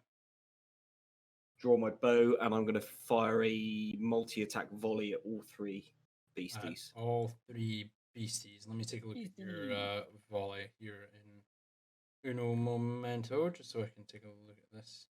Multi-attack volley within 10 feet of a point you can see within your weapon's range. So yeah, that would be a target on all three. So you can make one attack roll for each. So go ahead and roll one of your longbow attacks on the first one. On this one up here. 27 will hit for 12 points of damage. Go ahead and roll me your D8 Colossus Slayer, please. 2 for 14 points of damage. Drops down to that much health. Roll me your attack on the second one, please. This one here in the middle. 23 will hit for 14 points of the finest damages. And your third attack, please, and thank you all. 17 will not hit, unfortunately. So you dash away, like you know, like was it John Woo style roll away as the two predators nearby just kind of glance around and see you roll away, spin around, draw 3 arrows at your quiver, and just with a let loose, just let loose 3 arrows. 2 of them sinking into the what seems to be somewhat fleshy mechanical underbelly through some of the metal plates that are holding these creatures together. The first and the second one. The third one, since you're doing this in rapid succession, your aim is off just slightly, and you watch as the arrow just ricochets off the body of the steel predator. And just you hear the arrow just thunk into a distant tree. You may be able to recover it. Anything else you'd like to do, Victorless? No, I'll end my turn there. That's the end of your turn there. And Nehtari, you're up. What would you like to do? Can I finish casting that Conjure Elemental spell? You may do so. So you spend your action doing that. What elemental would you like to summon? What last time? It was the air, wasn't it? So technically speaking, at the moment, you'd only technically be able to summon either an air elemental or an earth elemental, as you would need. You do need something the equivalent of that element to be able to actually conjure the elemental. So you'd need like a lit torch. You could empty your water skin onto the ground. You can use the air around you or the dirt below you for a specific elemental. So technically speaking, right now you can only summon either earth or air, unless you want to do something beforehand, of course. Air elemental. Then. Air elemental. Yep. Where would you like to summon this air elemental? I was thinking of using it as a shield. That was the plan when we came in, but except the creatures are right against us now. So between Coralina and that creature at the top. So like right over here. Yeah.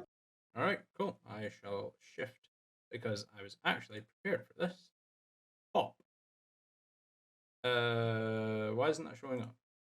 There it is. Haha. This one I'm going to give control of to myself and you.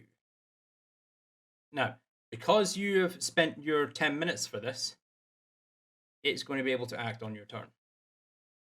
It doesn't get the summon sickness because that was the trade-off for the two expended spell slots to instant cast something.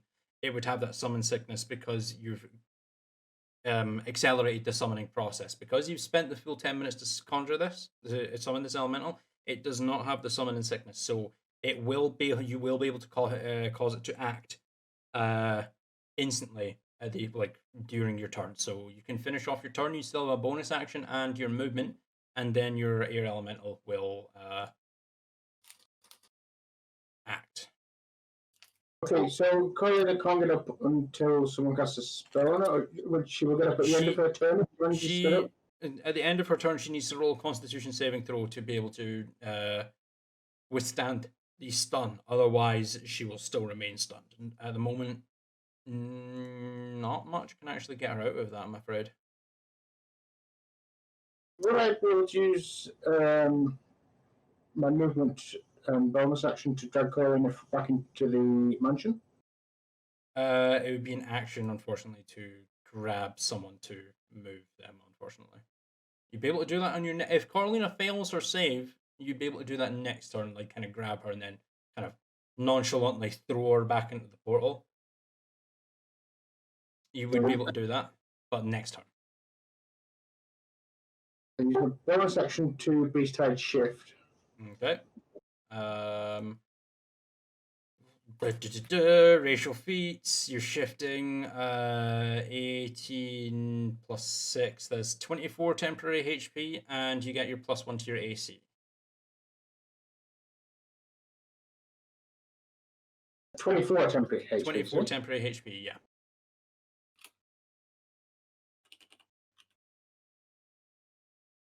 +1 to AC, which can make a break any sorts of battle, isn't it? So I'm going to save the last time for a bite. So. Alright, and anything with your movement? I guess not really. It'll just give that creature an attack of opportunity. It didn't attack me last round. That was It did not, no. It focused on Temple. So this one here was the one that roared. It didn't actually affect you in the slightest. This one here attacked Temple. Okay. Let me just double check something here. And which one did Vic attack? Vic attacked all three of them, actually. Okay. You also the elemental obeys any verbal command that you issue to it. It doesn't require an action. If you don't issue any commands to the elemental, it defends itself from hostile creatures, but otherwise takes no actions. So you will have to tell it what to do. Okay, and would that be a bonus action or an action, or I can't really do that? No, you No. can't. It does. It takes no action on your part to do that. So it's a free action to give it a command. I'll take that one that's next to Temple then. The middle one, yeah. Yeah. All right, cool. Is that the end of your turn? Yes. All right, cool. Then with the command, your air elemental is going to make 2 slam attacks against the steel predator. That is a 22. That hits. That's a 23. Both hit. Nice. So your air elemental is going to do 6, 11, 15, 16, 26 damage to numero dos. That's going to drop it down to that much health. That's a decent chunk off of it, actually. As you watch as the wind kind of coalesces and summons a somewhat translucent but actually like quite physical form of an elemental that turns around and looks to you, Neftari. You just kind of glance down and kill it, pointing at the predator just before Temple, and gives you a nod before turning around, raising both of its elemental fists and slamming down on the steel predator. The predator winces, and you see a little bit of the black, like oily, blood-like substance flowing from some of its open wounds. But the elemental has done its job. With that, Orlina, your turn. Go ahead and roll me a Constitution saving throw, please. Here goes nothing. 15 will not save, I'm afraid. You're still stunned.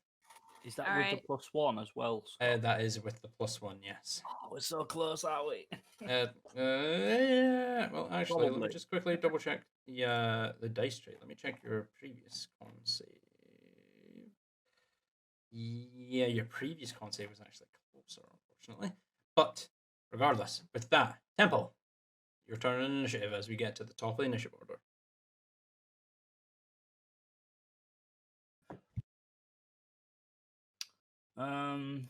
Bonus action again, Shield of Faith to give myself +2 AC again. Remember, expend your spell slots while you're doing so. Certainly. There it is. A big stabby on the one on the south of me. Like just this one here, yeah, the bottom one. Let's chop this boy up. Yep, absolutely. He's the Alright. closest one to dealing damage to a Cool. an old Go pal of ahead. mine. Go ahead and roll your longsword attack, please, and thank you. Yes. So the best way to do that here, longsword, and then it'll be 1, won't it? 2. 2. Oh no, you have to actually exclamation point A space longsword. And Okay. you didn't type in the longsword. A longsword. And then 1, yeah. Longsword.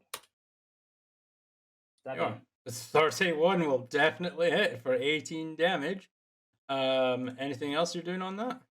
Yes, we're going to add some of the divineness to it. Let's make that a level 3 divine smite, please. Cool. So a level 3 divine smite would be to 4. Wait, 3 would be 2,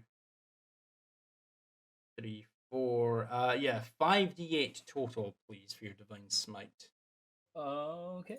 A 3rd level divine smite does 4d8 radiant damage, but you're beyond 11th level, which gives you your improved divine smite, so that adds an extra d8. So that will be 5d8 total. Please. Plus Extra 24 points of damage.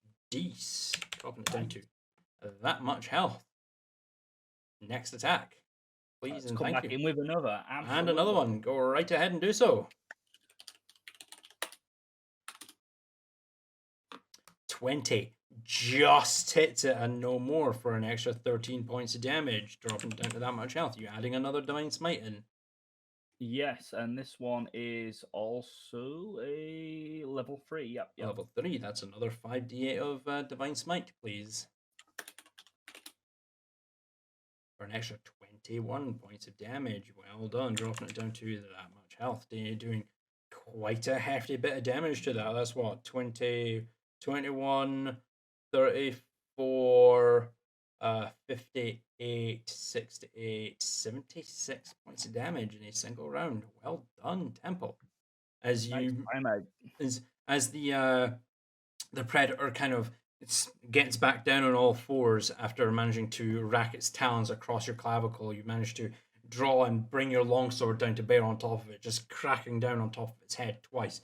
The flash of that black negative light that you're so used to, just blinding the creature as it squeals out in pain. You see two large streaks across where the forehead plate where your longsword's actually split the metal, and you see two like flows of that black, oily, blood-like substance flowing down its face. Is there anything else you would like to do? You have 60 feet of movement while you're mounted.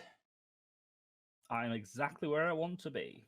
All right, cool. With that, we move on to the predator's turns. First predator.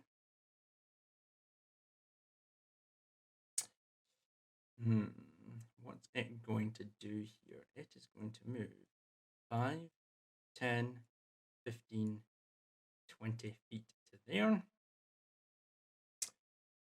Let me just quickly check the stunned status here.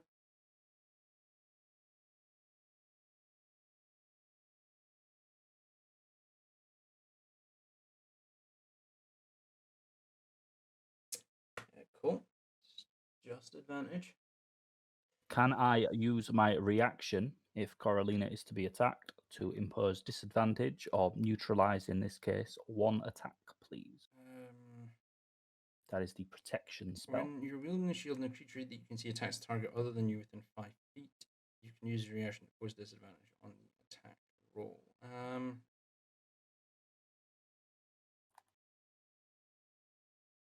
Yeah, you can most certainly do that.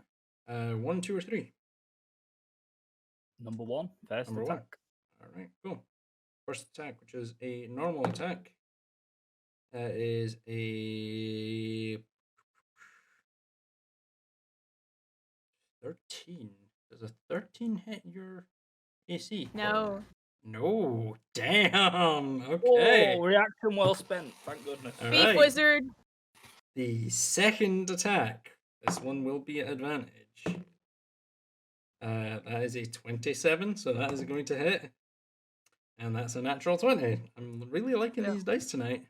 So that will be 6d8 worth of damage plus 21. So I'm actually going to use my dice roller on my phone for this. Actually, it'll make it easier. So 6d8 plus 21. 68 plus 21. Oh. Wait, no. Yeah, 68, not 8d8, Scott. Well done. Oh God. Almost. And just Where are for my the pearls? I need to clutch them. for the sake of not being a scumbag here, I'm going to go ahead and post this here in there. You take 49 points of damage. Ah! I'm pretty fucked up, guys. For the sake of not being an asshole, of course. Right, the second predator's turn is going to... Second predator is going to attack you, Temple. Yeah, all 3 attacks. Let's see. That is a 20, so that's not going to hit. That is another 20, so that's not going to hit. That's a 17. None of them hit. Damn. The third steel predator here at the bottom is going to turn and attack you, Neftari. All 3 attacks. I've already used my reaction. Sorry, dude. Yes, you have. That is a 30 to hit. That's a 15 to hit, so that's not going to hit. And that's a 16 to hit. So yeah, it's just the bite that hits you. So that's going to be 2, 3, 10, just 10 points of piercing damage to you, Neftari, as the southernmost steel predator. As you finish conjuring your elemental in order to attack the predator, you glance to your side as the predator, just to your south, kind of looks over to you, lunges forward, and manages to clamp its teeth around your arm with a quick, vigorous shake. You shake the creature loose, and as it's kind of stumbling back, it swipes out with its claws at you, managing to completely miss you. With that, move on to Victorless. It's your turn in initiative. What are you wanting to do?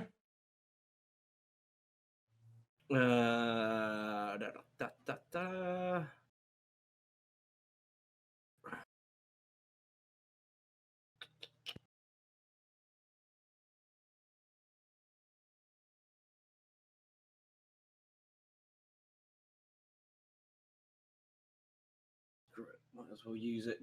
I'm going to use my bonus action to Hunter's Mark the top beastie. The topmost beastie. This one. Hunter's marked. And Orange dot. once again, going to multi-attack volley all three of them. Multi-attack volley. So I'm going to assume you're going to be going here.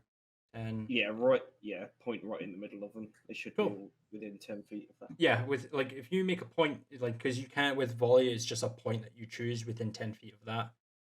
So I'm pretty sure that's Yeah, you pick Uh, a point and any enemy within 10 feet of it. of a point that you can basically see. Yeah. falls into So your- yeah, well done. Remember to mark off your arrows as you're using them. I'm doing so. Cool. Go ahead and make me 3 attacks.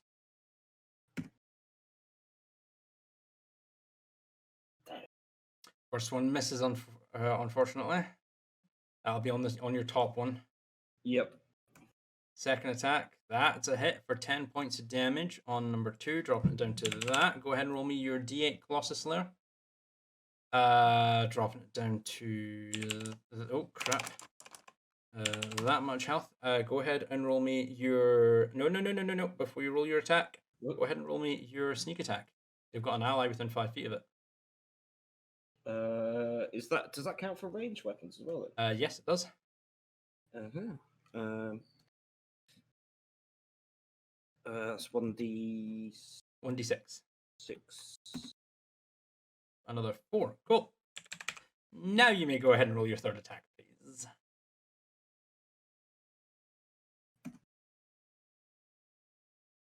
$29 will hit for only 7, but hey ho. And that is it for you. For your action, you have your movement and your bonus action. Or no, you don't have your bonus action. Use You my have your bonus. Yeah, so you've got your movement left to use. You've got 30 feet.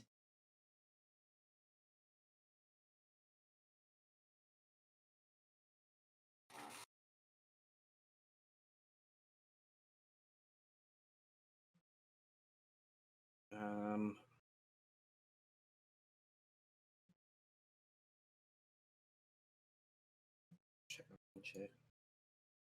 Okay. I'm just gonna move one step closer there, and then my turn. Okay. I think. All right. With that, we're going to move on to Neftari. It's your turn in initiative.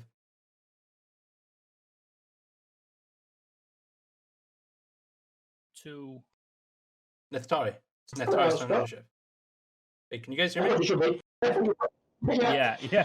We thought you'd frozen, but you just stayed really still.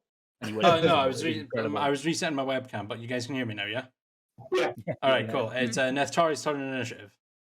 Right, Corinne is paralysed and prone. Well, she's stunned and prone, yes.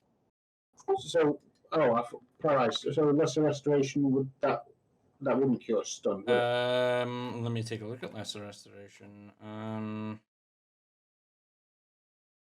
No, unfortunately, lesser restoration will not affect it. It would probably take a greater restoration to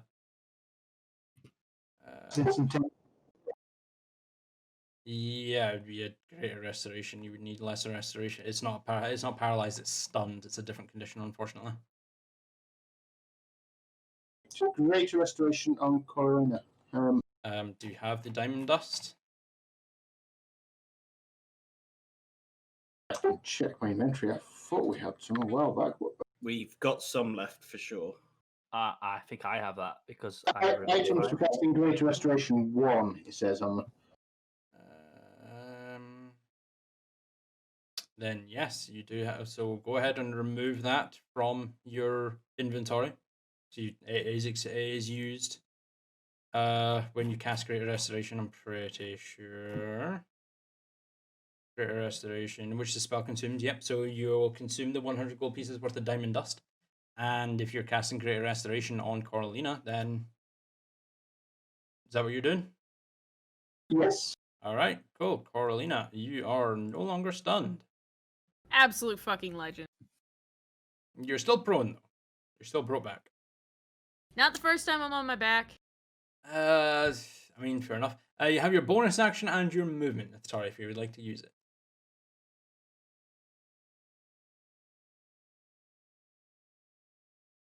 So let me click off this. That was 5th level. Oh, that was Conjure Elementals at 5th. That's 5th level, isn't it? Yes, Greater Restoration and Conjure Elemental are both 5th level spell slots, so you should no longer have any 5th level spell slots to use.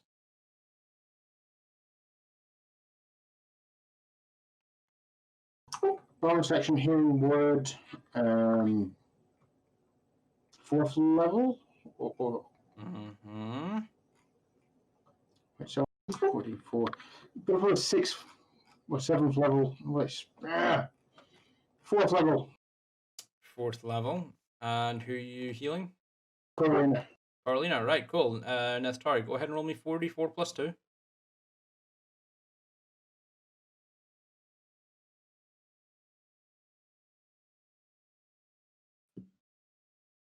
Carolina, you generate 20 HP. As you reach down and place your hand on Carolina's shoulder, she's kind of hunched over, kind of shaking, trying to get rid of this stun, this roar that's just racked her head. You manage to calm her down with a hand on the shoulder, and she kind of looks up to you as there's a soft green glow from your hand as you cast your healing word. The energy flows down to the red, gold and red encrusted periapt that's around Coralina's neck before it then just flows out from her chest. Mechanically speaking, the periapt of wound closure doubles all healing received. So that's a little flavor text there for you. But yeah, is that your turn, Nethtari? Yeah, I think so. Cool. Carolina, you're up. Carolina? Oh no, I think we've lost Carolina. Let me Thinking very hard thinking. Yeah, I just got a text from Carolina. She's lost her internet. Coolio. Yeah, Carolina's lost internet access for the time being, so we'll get her back ASAP. While we're waiting, however, LA Rush 2 hours ago. I'm not sure if it was 2 hours ago or not, but thank you very much for the follow. That's greatly appreciated. And my personal friend Valgor, Andy, thank you very much for the resub with Prime. That's great. Thank you very much. Ooh, I might have one of them too. Let's cash it in. And do you have another a Twitch Prime sub? That is the question. Because everyone should be using their Twitch Prime. Because did you know that having Amazon Prime lets you subscribe to one Twitch channel of your choice for free for an entire month, getting all benefits of a full paid subscription, including all emotes. Just like this. Ba-ding. That still hasn't shown up on my screen yet. Ah, well.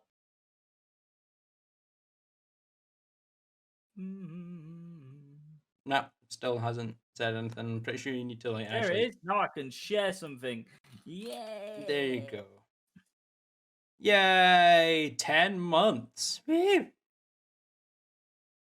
Thank you very much, Evelyn. But yes, Twitch Prime for free gets you natural 20s on all of your rolls and amazing RNGesus and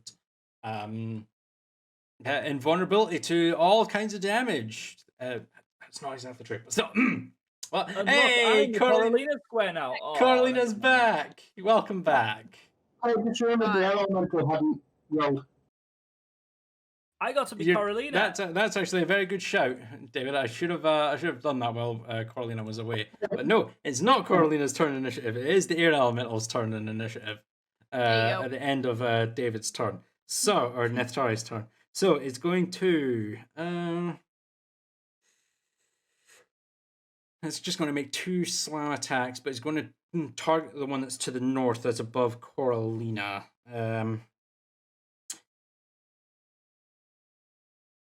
Because it does feel threatened from these things. Because you technically didn't give it a command when you claimed that you ended your turn.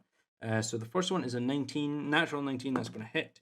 And the next one's a natural 20. So we have 6d8 plus 15. Damn. So I'm once again, I'm going to roll this on my dice roller. I'm not going to post this one because it's your elemental damage to the enemy, so you know it's fine. To number 1, it does 55 points of damage. Oof! As it drops it down to that much health. As Right. the elemental, your air elemental, turns around on the spot, Nithari, who's just buggered off, which is perfect timing, and just same again, just poof, poof, slams down on this the back of the steel predator as it kind of looms over you, Coralina. But that will take us to your turn in initiative. Awesome. So glad I'm back for that.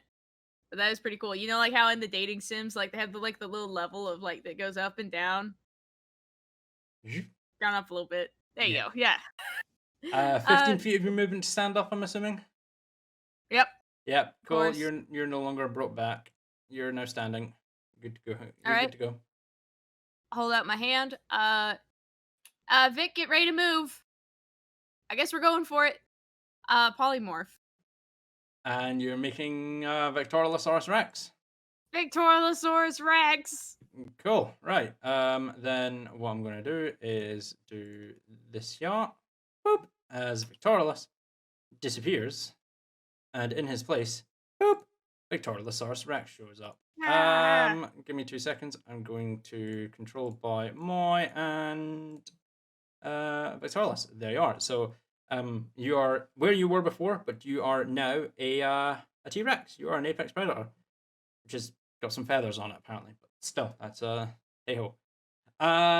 Right, Coralina, that was your action to. I'm assuming that was just a standard 4th level polymorph. Yes. Cool. That is a My math's grayed out on that one, dude. I think you might need to give me like control or some visibility or something. Yeah, within visibility. lighting. That's dynamic lighting. That's what it is. Oh, that should have fixed it. Cool. Yeah, good. Cool. Sorry about that. I just dragged these tokens in, so I've not done that yet. So, and yes, I said tokens. I'm going to pop that little heart marker on you, Coralina, for concentration, because this is a transmutation spell. You do need to roll in concentration checks on it. Yep. And as bonus action. Mm-hmm. Right. Just kind of like as I'm like weaseling past Nethari a little bit. Thank you. Kiss on the cheek. Misty step out of here. Where are you misty stepping to? 30 feet. 30 feet. I'm helping. Let's see. That puts me in line there. That puts me in line there. We will go. Oh boy, that's all gonna be bad decisions all around. Tree line, I guess. So probably Anything it's along over here. like anything along that. Pop. Yeah, cool. And then use the rest of my movement to like scurry off behind here. Scurry off down out of line of sight on the battle map now, because Carolina is all the way down here. So what we'll do is we'll zoom out a little bit, and there we are. That should have everyone in the battle map now. That's it. All right, cool. With that, moves to the top of initiative. Temple, you're up. Okay, I'm up high on the horsey. You are on your war horsey. Yes. I'm thinking, how well off is this one looking? Does he look close to death? Quite beaten up? How are we looking? Can I even tell? Let's see, the this one next to you or the bottom one? The southernmost one, The the one that I've southern, already. the southernmost one. It has quite a bit of that that oily black ichor flowing from a few of its open wounds. Like that's slowly starting to pool and seep into the grass and soil below you. Doesn't look to be too badly injured, but it does have some open wounds that you can see anyway. These things are dangerous, and the quicker I can take one off the map, the better. And I don't fancy moving and provoking an attack of opportunity when potentially, if we get really lucky, we could maybe wipe this guy. I don't know. It's worth a shot. So yeah, I'm gonna go straight in for the attacks on the one to the south. All right, cool. Go ahead and roll your attacks. I spelled longsword incorrectly. And I can probably just write long, can't I? Yes, you will be able to write long. 21 just hits, 17 points of damage. That drops it down to that much health. You going to Divine Smite it? Yes, please. At second level. Second level, that is 4d8 of Divine Smite, please. For an extra 12, drops it down to that much health. Nope, not that much health. That much health. Cool. And another attack. Yes, please. No, a long does work. Oh well. 18 does not hit, I'm afraid. As you bring your longsword down and strike it with a flash of black light from your longsword, the predator kind of hisses at you, and it watches as you bring your longsword down for a second strike, it kind of just ducks down and dodges out of the way of your strike, just connecting with nothing but air. As we then move on to the predator's turn, I would like Temple and Neftari to roll me perception checks, please. And you know what, actually, Victorious, I will let you roll a perception check. However, you're just going to be rolling a 28. Sorry for the screech there. One of the Tyrannosaurus Rex's skills is perception +4. Oh, then, yeah, D20 +4 then, please.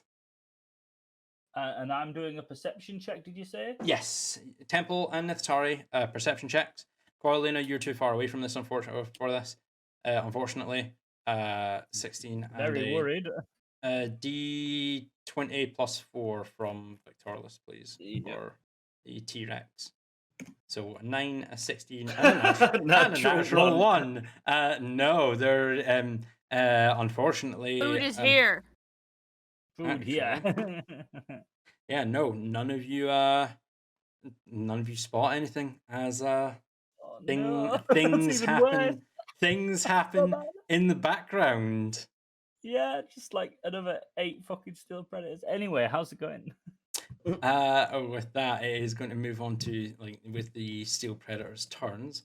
This one here, number 1, is going to move to here. So move to here, 10 feet here.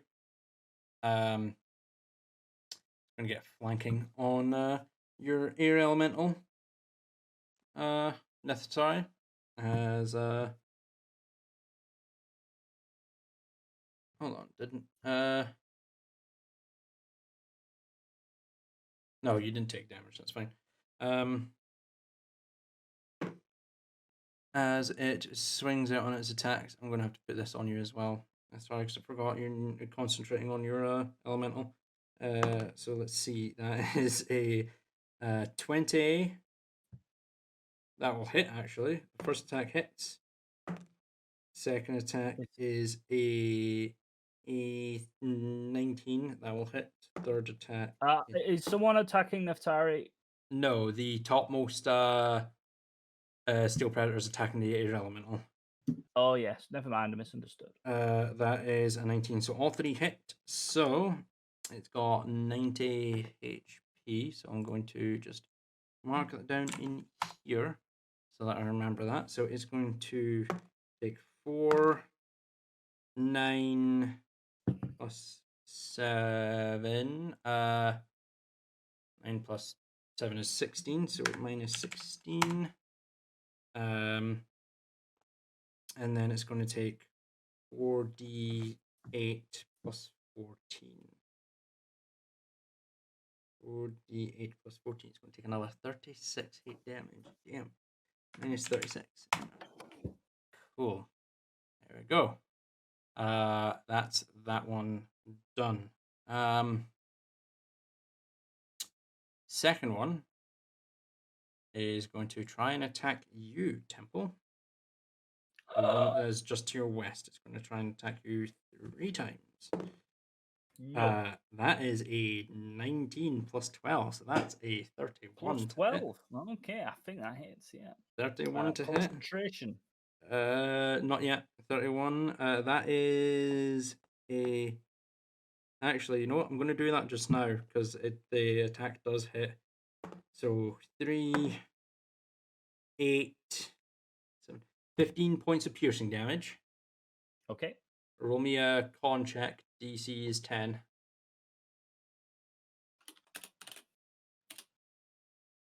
Yep, maintain your concentration. Cool. The claw attack, the second attack, is a natural 20. I'm loving these dice tonight. So that's 4d8 plus 14. 28 points of slashing damage. And you need to make a con check, DC 14. Why 14? Because the save for concentration is 10 or half the damage that you just taken. So whichever's higher. So if you take 20, if you take like 18 damage, half of that is 9 DC, and it automatically becomes 10. If with this being 28, half of that's 14. It's higher than 10, obviously. So okay, so like 14. It hurts more. It's going to be harder. Yes, exactly. So it's constitution check at DC 14. No, your Shield of Faith pops, unfortunately. Pop. And the last attack here is going to be against you again, actually. Yeah, that is a 13. That puts you to a 25 to hit. Just hits, yeah. Ooh, yeah. Only because I lost concentration. Otherwise, your AC would have been 26, wouldn't it have? Yeah.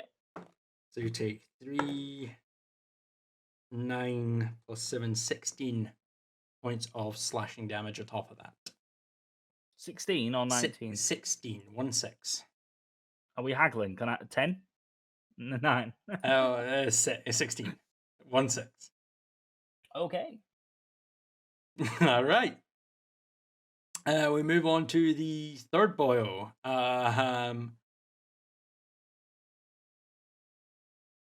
See what he's going to do here. He's going to move to here slightly, still in range of everyone. And Neftari, it's going to be 3 attacks against you. First attack disadvantage, please, on protection for my reaction. Cool. 16 and a 9. 9 plus 12. That's what, 21? Does that hit? 20, I think. Yeah, it still hits then. I tried. That is 6, 10, 10 plus 7, 17 points of piercing damage. Second attack is a 6 plus 12 is an 18. That'll miss. And the next claw attack, that's a natural 19. So that'd be a 31 to hit. So you're going to take an extra 2, 9, 16 points of slashing damage as the as you Temple, you try and like shield bash the predator to your now southeast, trying to stop it from biting at Neftari. It still manages to its teeth, like the metal shards for its teeth, still manage to pierce into your shoulder, Neftari. But the bash from the shield does cause it to miss the one of its claw attacks. But then it comes over with another claw. Its claws raking across your back, doing the 16 points of damage to you, Neftari. With that, however, we're going to move on to Victoriosaurus Rex's turn. However, hold on. I need you to roll me 2 con checks, please, Neftari. 2 constitution checks, both DC 10. Yep. The next one? No.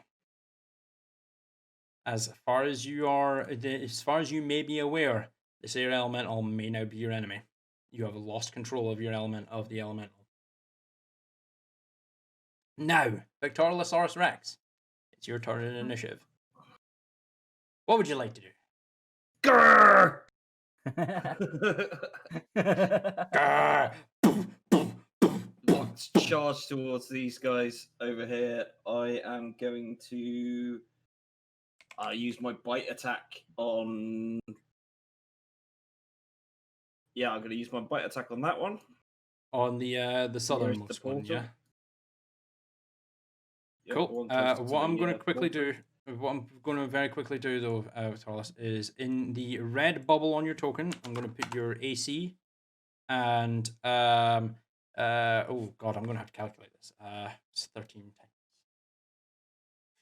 12, 130, 143, 156, 208. Cool. Points of damage. No, that's your T-Rex health. So the red bubble is the red bubble is your AC. Your green bubble is your health when you click on it. Yep. So it should be updated. And whenever you take damage, you can just like click on the bubble and then hit like minus however much and then hit enter, and it'll automatically do the math for you. But yeah, so you're doing your munch on your one nearest Neftari. The one nearest Neftari. So that will be a D20 plus 10, please, to hit. I just realized Neftari's in the splash zone for all the Ichor.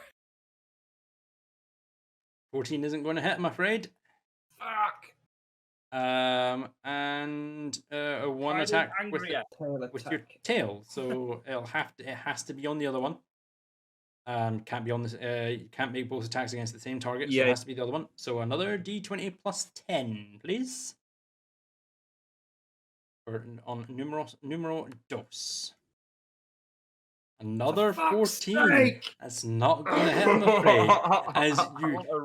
As you stomp your way over, the predators just kind of look up at you, like they seem to be confused for a moment before you slowly kind of lumber down, trying to munch onto one of the steel predators. It kind of flattens down, and your teeth just snap down inches away from the predator's back before you kind of swing around with your tail, and the other predators manages to jump out of the way and avoid your tail swing. I'm assuming my concentration on my hunter's mark goes as soon as I turn into a dinosaur. Yes. I've actually done a bit of research onto that, but for the sake of brevity, we're going to continue with what we've been doing for the time being.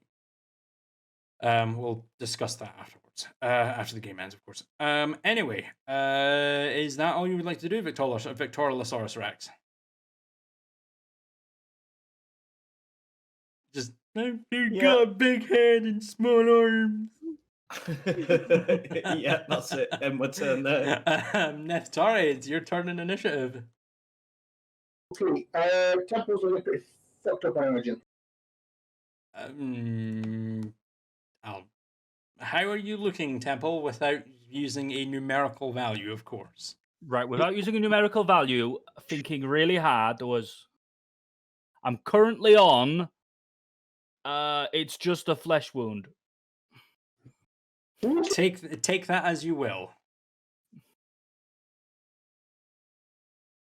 It took loads of damage. I did. I'm currently on It's Just a Flesh. We're not at it. We're not at We Call It a Draw yet. Come back here, I'll bite your legs off. It's just a flesh wound. Come back here, you yellow-bellied bastard! I'll bite your legs off. Yeah, but we are beyond his caps. butter scratch. Also, we are well beyond his butter scratch. I'm going to cast 6th level Cure Wounds on Temple. We'll call it a draw then. Classic. Oh, we're gonna watch that tonight.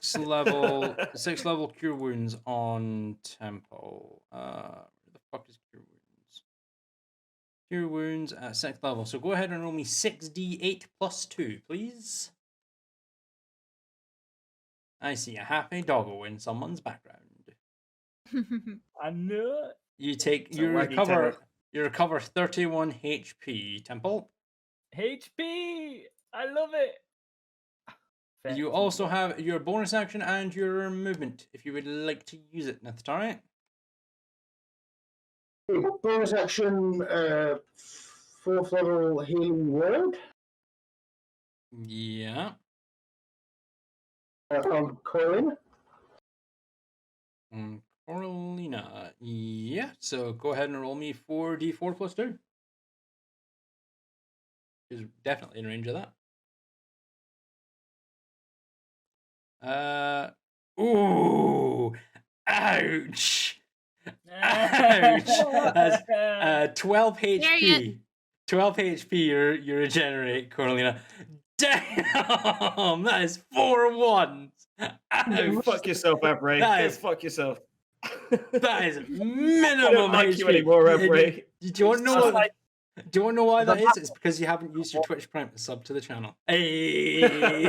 Yeah. No, I'm not going to be like that. Anyway, is there anything else you'd like to use on? You've got your movement left, Nephthari.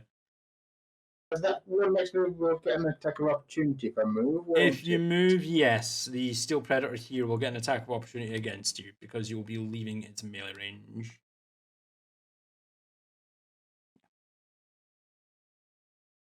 And you've used your action, so you can't disengage at the moment. Yeah, I think I'm best here on Temple's protection. I can just pop back into the portal if it gets desperate. Maybe if it gets too dangerous. Cool. Well, with that, then we move on to the Elemental's turn. Okay, cool. It's going to make 2 attacks on the northernmost Steel Predator since it just fucking attacked it. That is a miss. And that is a hit. That is a 21. Sweet. So the Elemental is going to do 6, 10, 15 points of damage to numero 1, dropping it down to that much health. With that, we move down to Coralina. It's your turn in initiative. All right, I'm mad at these things. Okay, what are you doing? Well, looks like I can safely get. Let me just actually make it visible to others. I think if I'm doing it right, I can just barely clip both of them with Avoiding Temple. That never happens. I'm impressed. Are you trying to use Lightning Bolt? Yes, sir. Okay, what you want to do is not snap. Like, don't use any snapping. Technically speaking, snapping. if you were to use snapping and you were to do it like that, then, like what you said before, then you would hit Temple, but you need to be, like, down here. If you're to do it like that, angle it like that, sure, I'd give it that you can thread the needle and avoid hitting Temple and Victorious. I mean, if I moved up a little bit, would that? Let's see, would that? Oh help? yeah, no, that would definitely help. Yeah. Okay, I'll walk the 5 feet and then blast him. Blast them. All right, cool. What level are you casting your lightning bolt at? All right, mansion is still up, so I'm gonna juice and go 7th level. 7th level. level. 7th level, Damn. yes. Okay. And I'm gonna use my thingy to impose the disadvantage. on On the deck save. yeah, but Yeah. well, it's only going to be on one though, even though this is because you're going to be hitting 2. It's only going to be disadvantage on 1. Is that okay? Which one looks more fucked? 2 or 3? 2, 3 looks heavily fucked. So the first one. Let's do it on 3. All right, cool. So you're with your heritage within the Auron plane, your ability to somewhat manipulate the air around you. You conjure your lightning bolt in your hand and cast it to the side and cause it to bend around the air. It's going to cause impose disadvantage on the Dex save DC 20. Yes. Yes, sir. Dex save DC 20 on the first Steel Predator. Oh, that is an 11. So no, it doesn't save. Go ahead and roll me your 12d6 of lightning damage, please, while I roll the. I believe it's only At 7th level, it's 12d6. Okay, yeah. My apologies then. Yeah. Let me roll the dex save of the other one. That was a 6. That's a 17. Oh, just makes it save at a +3. Nice. Ah. Oh well, I'll take half of it. All right. So, Get your fucking claws off my fucking druid. so it failed.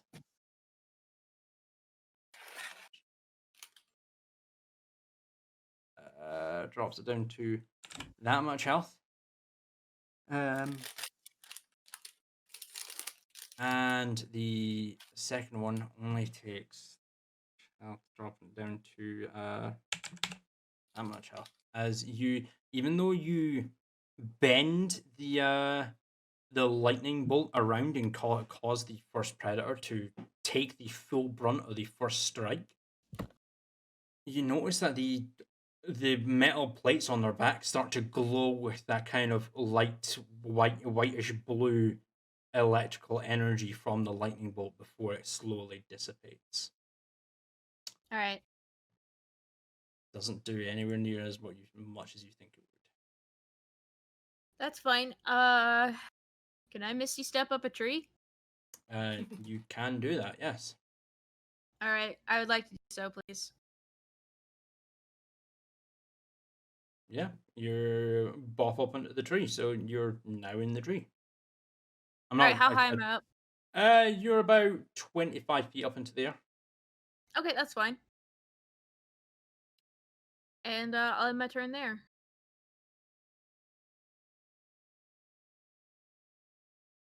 I'm just double checking something here. Make sure that greater restoration doesn't go to waste.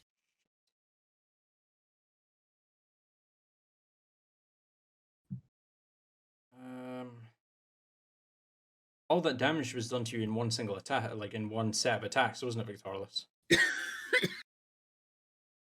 All the health. Originally? Yeah, the health reduction that you've taken to at the moment, is that all done in one string of 3 attacks?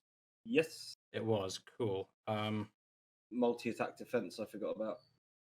There's that, and there's other stuff as well. So,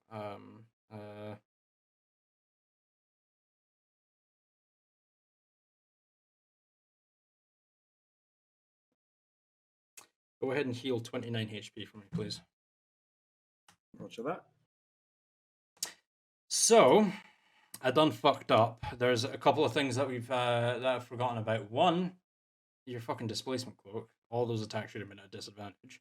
No, the first one was a critical hit, so it would have dispersed the originally on the first attack. It should have been at disadvantage anyway. I didn't roll multi-attack defense would have meant that they should have been at. So, well, no, but your first attack would have been at disadvantage. I rolled a crit automatically, so I didn't roll a second time. So it should have been disadvantage. Okay. Shouldn't have been a crit.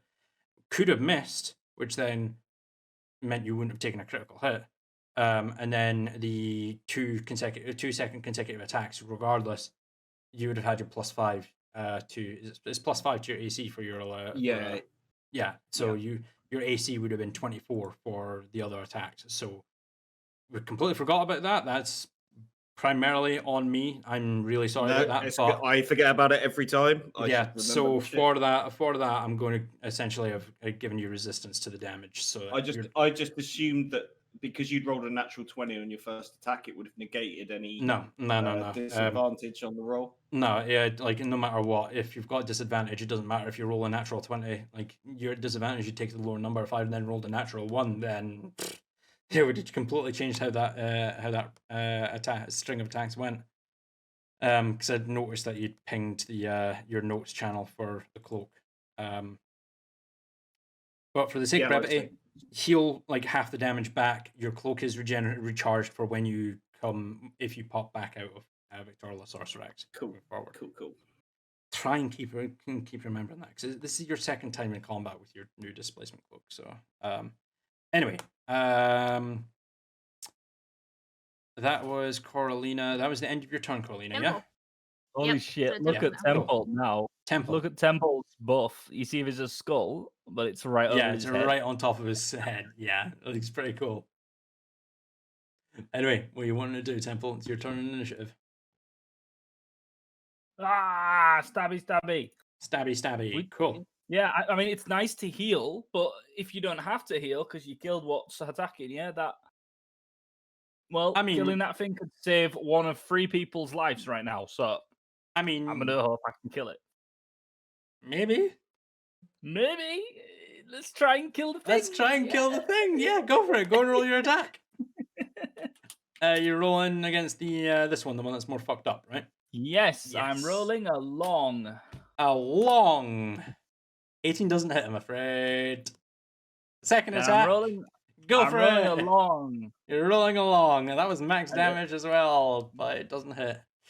And all the fingers crossed because I could have used lay on hands, and that's More than one guaranteed fingers it. crossed is bad luck. Yeah, just one. How do I cross one finger? Well, more than one set of crossed fingers, so I'm going to cross like multiple here.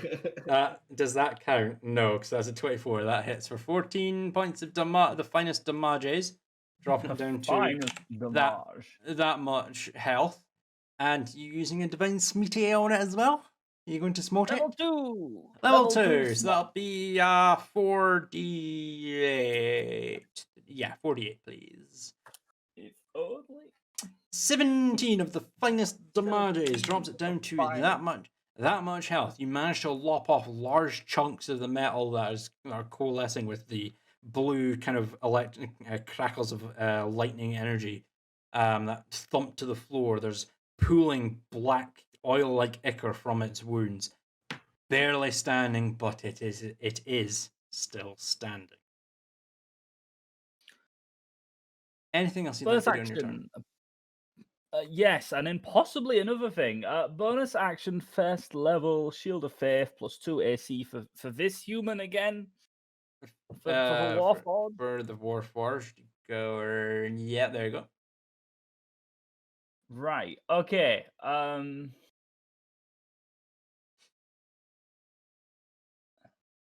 Channel Divinity, Sacred Weapon, permits +1 to attack rolls and also light for some reason. It doesn't actually tell me if this is an action or a bonus action. Let Or just me. something that... Your sacred weapon. Yes. As an action, you can imbue a weapon with positive as an energy. Like, I just looked at it. As What an the hell was action, I reading? if you go to RTFM. if you go to your actions tab instead of like your features tab, Yeah. actions all, and then scroll down to sacred weapon. It says it there. As an action, you can imbue a weapon with positive energy. 1 minute, add +1 to attack rolls. Dim light for 20, for bright light for 20, dim light for 20, and if you drop the weapon, part of it an action, or if you fall unconscious, it stops happening. Yeah, that's an action, unfortunately. If I was a fighter, I could sneak it in with that extra action. Yeah, if skill. you had an action surge, but no, unfortunately not. That'll Anything else do. then? Interact with an object. I'm going to interact with the thing. Well, middle finger up. Fuck you. Like RoboCop giving someone the Just- bird.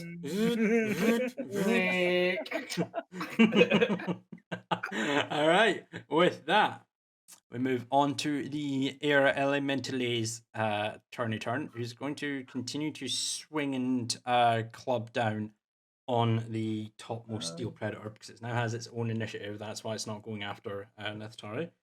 That is an 18 on the first attack. Well, natural 18, so that will definitely hit. Quick question then, with the elementals, if Neftari has given him a command to go and kill that, and then he loses his concentration, Yes. is it assumed that the elemental will just continue to follow that instruction because that was the last instruction that is given? No, it's kind of like, hey, you bought me in the nose. Fuck you, I'm gonna kill you now. Well, yeah, like you could assume as much. Like if it hadn't been attacked by the topmost one, then you could assume that it would continue to follow that same command. But now, because Nethitari is no longer in complete control of the elemental, it's doing what it wants, and it's attacking the thing that attacked it multiple times. Yes. So that is 4d8 plus 10. Once again, I'm just going to use my dice roller here on my phone because it makes it 10 times easier. Takes 29 points of the finest damages. That drops it down to that much health.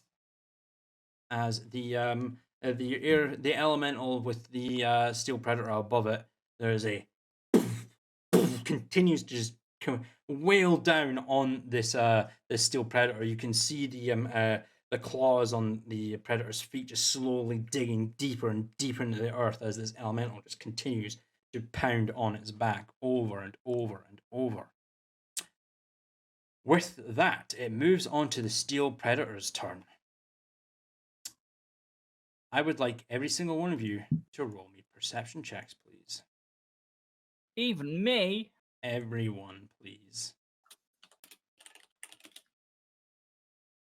18, natural 20, 26, and a 20. Yeah, you all see a not blinding, but a flash of pinkish purple light from within the mouth of the tunnel. Friend. As a fourth Steel Predator appears, popping out of a dimension door not that far away from you guys.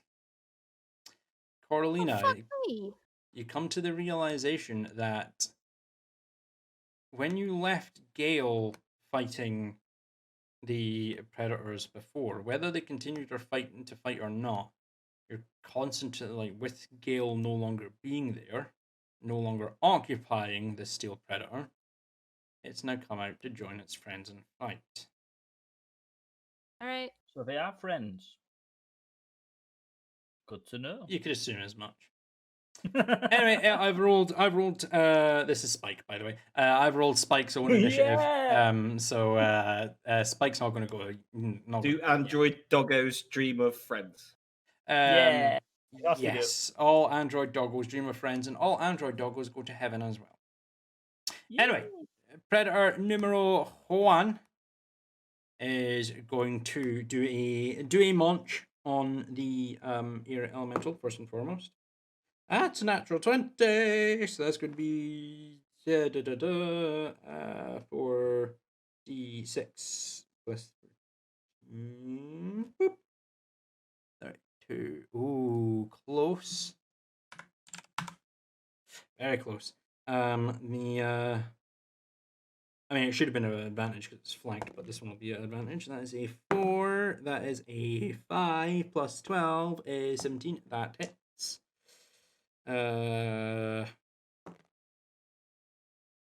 And with a light, almost whistling scream,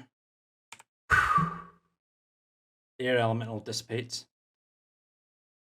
The topmost Predator then comes down to here, squeezing and pressing up against the portal, but not really able to enter it, of course. And it's going to take its last attack on Nethitari. Can I please pose disadvantage on the first attack? Should have said that before I made the roll. I don't know what the roll is, though. Well, I rolled a 3 and a 17 because it's got advantage from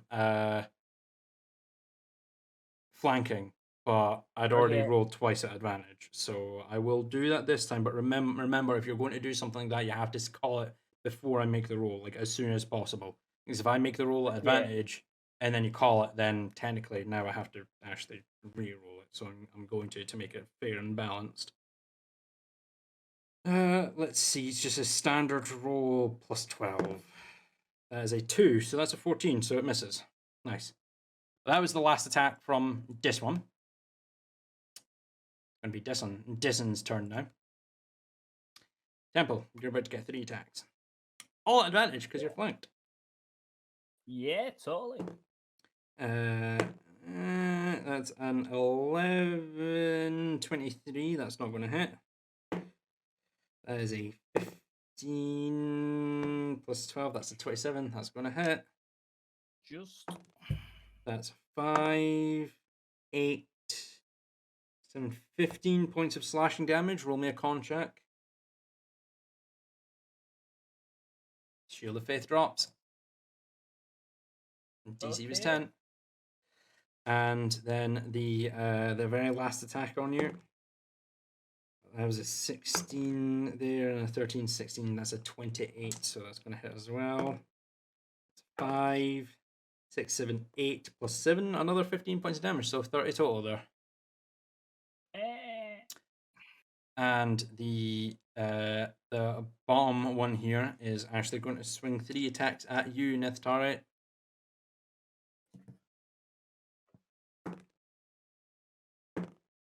That's a natural 19 there, so that's definitely going to hit on the first attack. Second attack is a 3, 2 3s, that puts it to a 15, so the second attack's not going to hit. Third attack, that's a 9, and a 12, so that's going to be a 24. So 2d6 plus 7 and 2d8 plus 7. That is 2, 3, 10, 13, 27 total points of damage to you, Nithitari.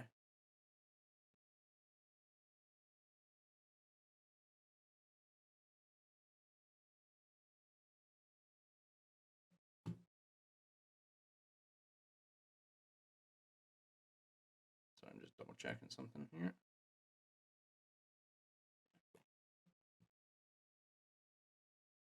All right, and with that, I would wait. Nope, never mind, because you're no longer concentrating on the elemental. So I need to get. I should have gotten rid of that for a while. That's that. That's all of them. Victorilosaurus Rex, it's your turn. Go on, Here goes. attempt to launch things. Right. Okay, I'm going to use my tail attack against the southern one next to Nithitari. Yep, that's a d20 plus 10, please.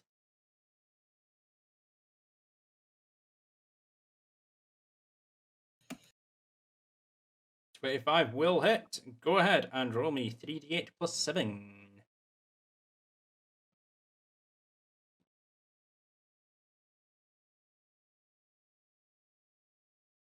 How do you want to do this? Describe to me your killing blow. Okay, so I'm turning around to the one to the north of me next to Temple, ready to bite, and as I see the other one like bleeding out, and that, I'm just gonna thwap him like down onto the ground, like he's had a log dropped on his head. Yeah, you just kind of turn around, kind of raise your tail or high up in the sky, and just with a crash down onto the steel predator. You see its limbs kind of splay out and go like in all random directions before it begins to twitch violently as the pool of the black oily ichor just seeps out and begins to kind of get absorbed into the grass, but it does stop moving as it is dead. Making your munch on attack on Leah. On that one. Make your munch. Go ahead. D20 plus 10, munch. please. Munch. Munch. Come on, Tyrannosaurus. Nom. Oh, it's a natural 20. Natural 20. Go ahead and roll me 8d12 plus 14.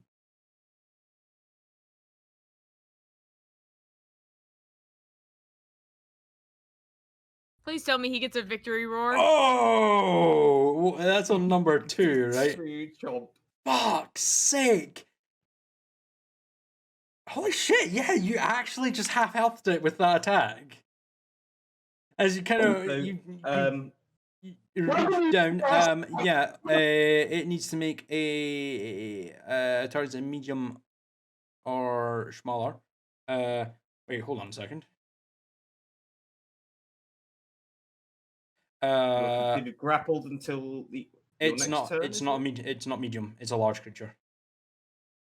Damn. Mediums are Nah. 1x1s. These are 2x2s, so Ah. it doesn't. It can't get grapple, unfortunately. I was gonna But- pin him down. But yeah, you do manage to reach down, Nick, do launch. the roar. You reach down, launch. You manage to grab hold of it and shake it about violently for a moment with a growl before it manages to slip out of your large gaping maw, which is now dripping with this black viscous liquid. Do the roar.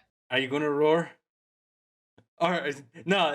Yeah, like as with the success of the attack, you turn around to Carlina and just jazz hands. Yeah, jazz hands.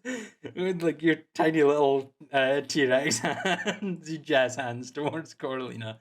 But yeah, that legit was half health. It was at 124. It's now half health to 62. Well fucking done. Holy shit, that was a lot of damage. That's why we do the T-Rex. I'm going And to use my movement yeah, go right ahead and do so. to skip around here. Can I like squeeze in between these guys somehow? You will be able to squeeze if you're wanting to continue your movement beyond that, but you can't end. No, I want to deliberately squeeze myself in between these two guys.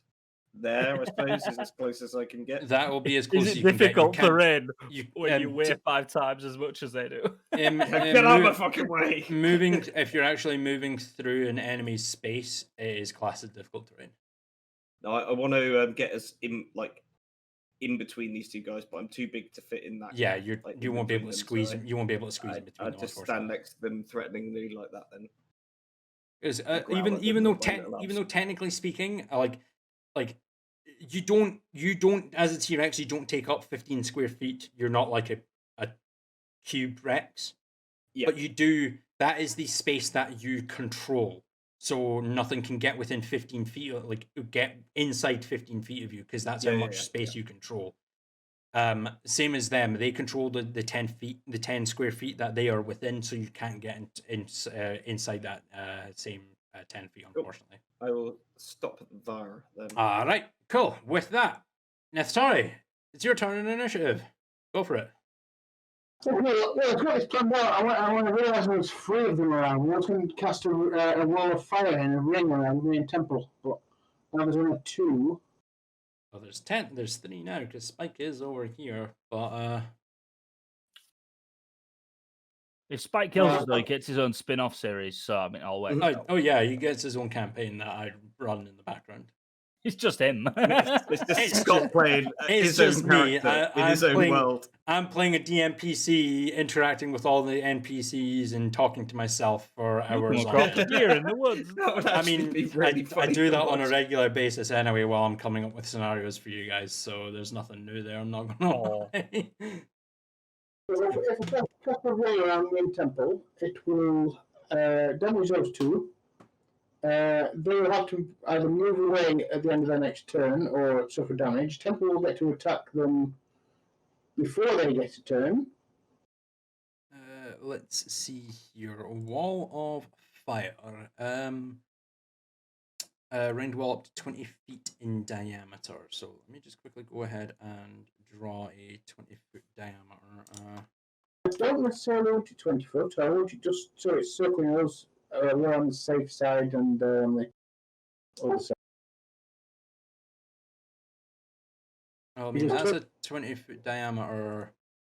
Yeah, so It's a 10-foot diameter.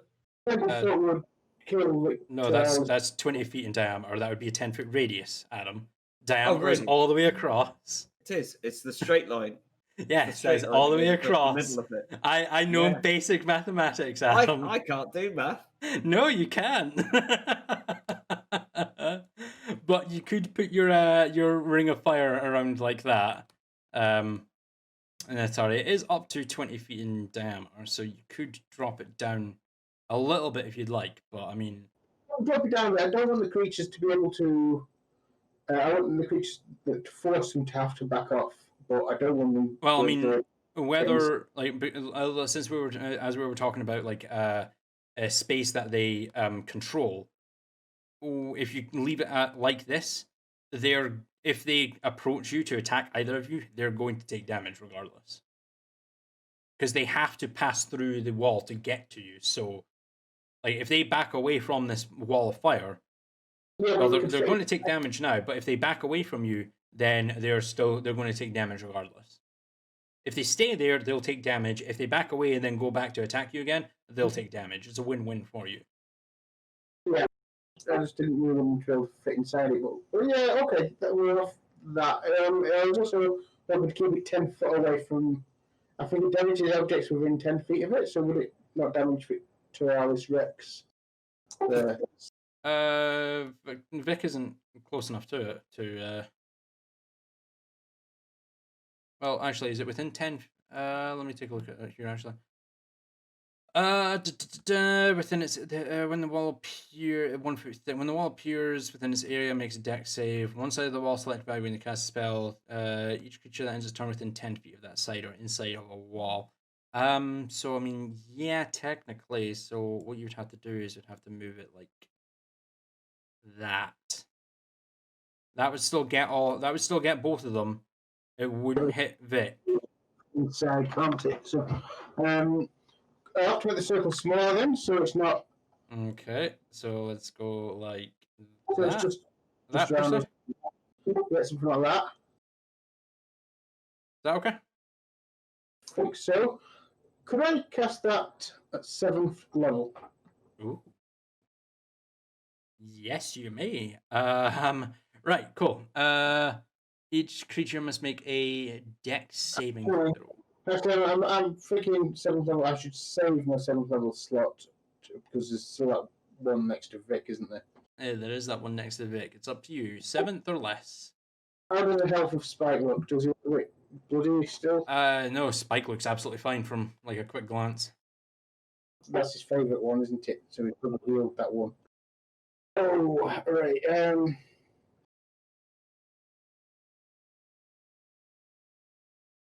Take both of these out of one. Oh, no, Temple gets to play after me, so.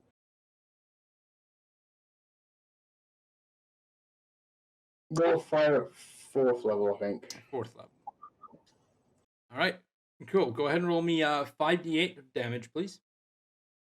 I'll roll these guys as dex saves. DC 15.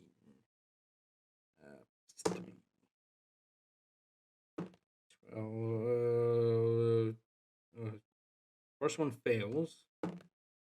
7 and a 17. Second one saves. So number 1 here fails. Number 2 to the west saves.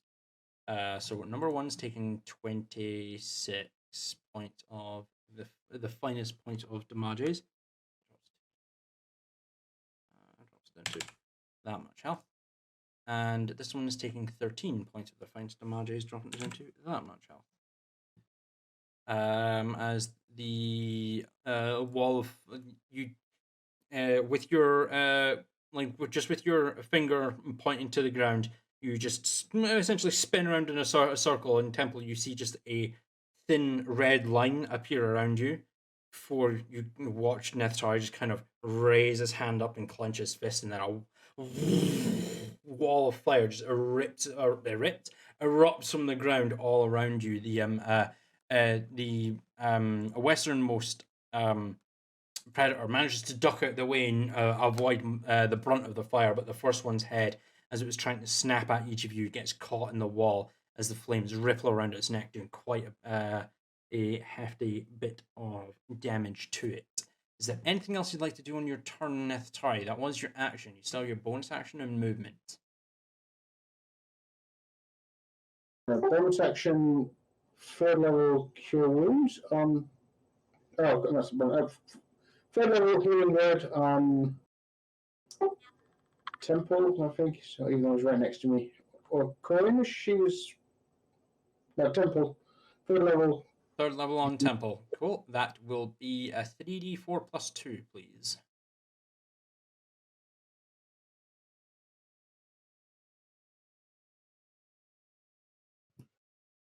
The temple, you regenerate 8 HP. 80 HP. Oh, 8. excellent. 8. Thanks, mate. 0, 8. Don't you dare. Oh, wait, I still need to impose disadvantage on one of your rolls for that shitty pun at the start of the game. That Oh, reminds that was a joke. We're always doing puns. That You need little reminds cards me. you can hold up, Scott. You need little like fail cards or something that you can hold There up. will be puns. There will always be puns. There will always if be you puns. if you have to actually remove Temple's limbs, there will be puns. If anything, that'll give me more opportunity for puns. Yes, because you'll be you won't be able to do any damage because you'll be armless. Oh god, I hate myself already. I hate myself already. Anyway, is there anything else you'd like to do on your turn, David? No, sorry. No, I'm not moving. I'm staying right here. I feel quite safe in this little wall of fire. All right, cool. With that, Corlina, it's your turn in initiative.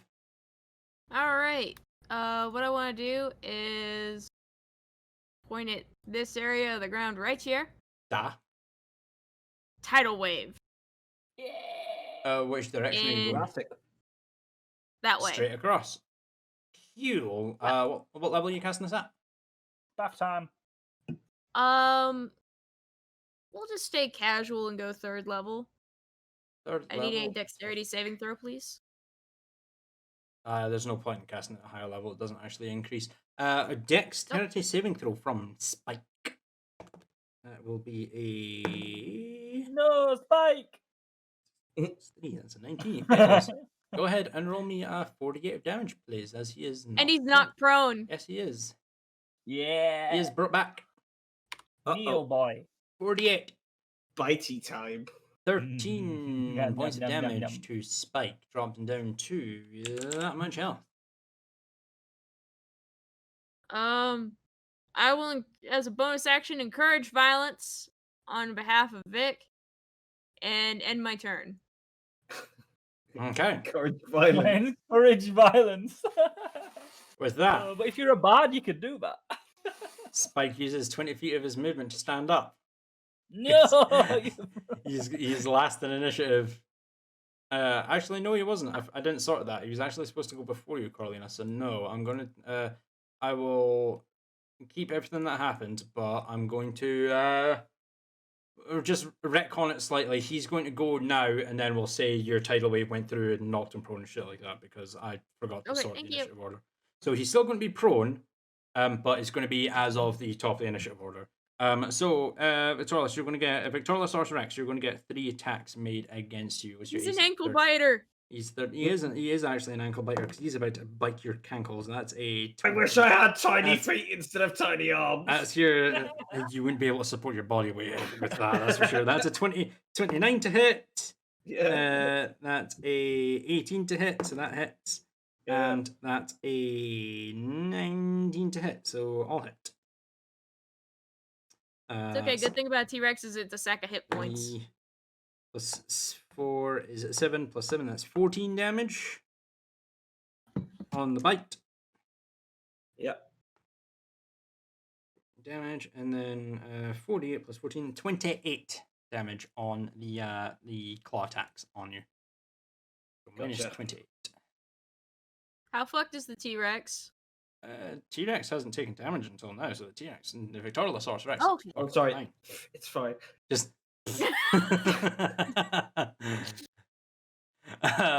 Right. And now, tidal wave hit. He's knocked on his ass. Temple, it's your turn in initiative. We are Right, so close what to are being the- done. What are the rules with this wall of fire?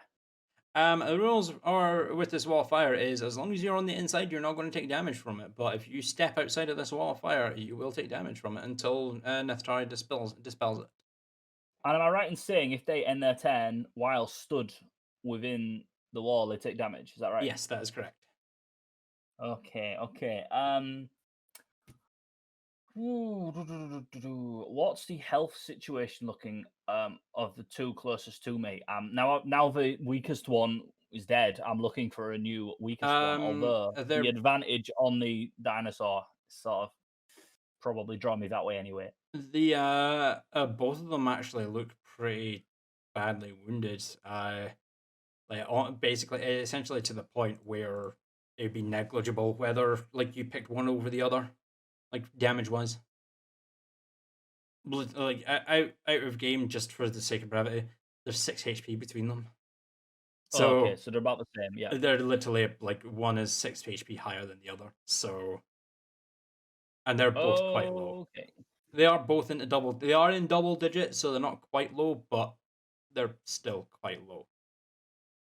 So I'm assuming it's going to be 2 long attacks on this one here that with advantage against with the dinosaur.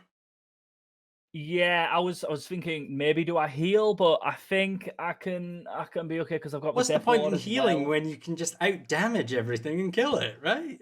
Yeah, That's the right. whole Which point is of a why DPS. we're gonna get all 20s here right now.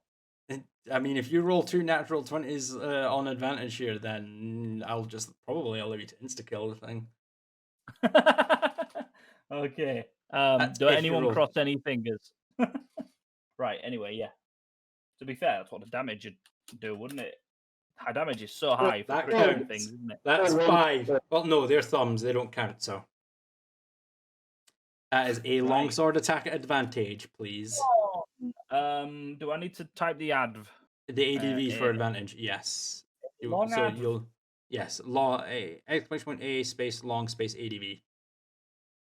No natural 20s. So that 25 does hit for 14 points of the finest damages to numero dos. That drops it down to that much health. With a first level divine smite, please. Cool. That'll be 3d8, please. Okay.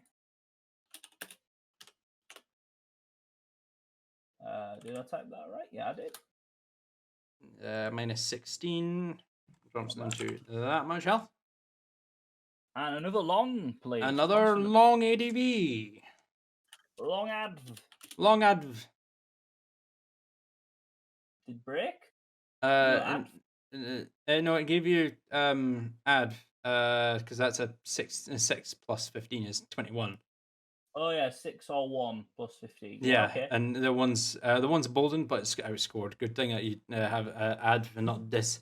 For 15 points of damage, drops it down to that much health. Are you going to divine smite it? No. You're not. Keeping something in the bank in case I need to revivify. That's the number 1 rule. Always keep that there. All right.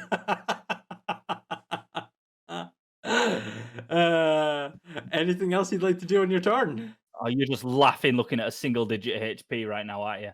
Oh god. Is it more than 3 but less than 5? Maybe.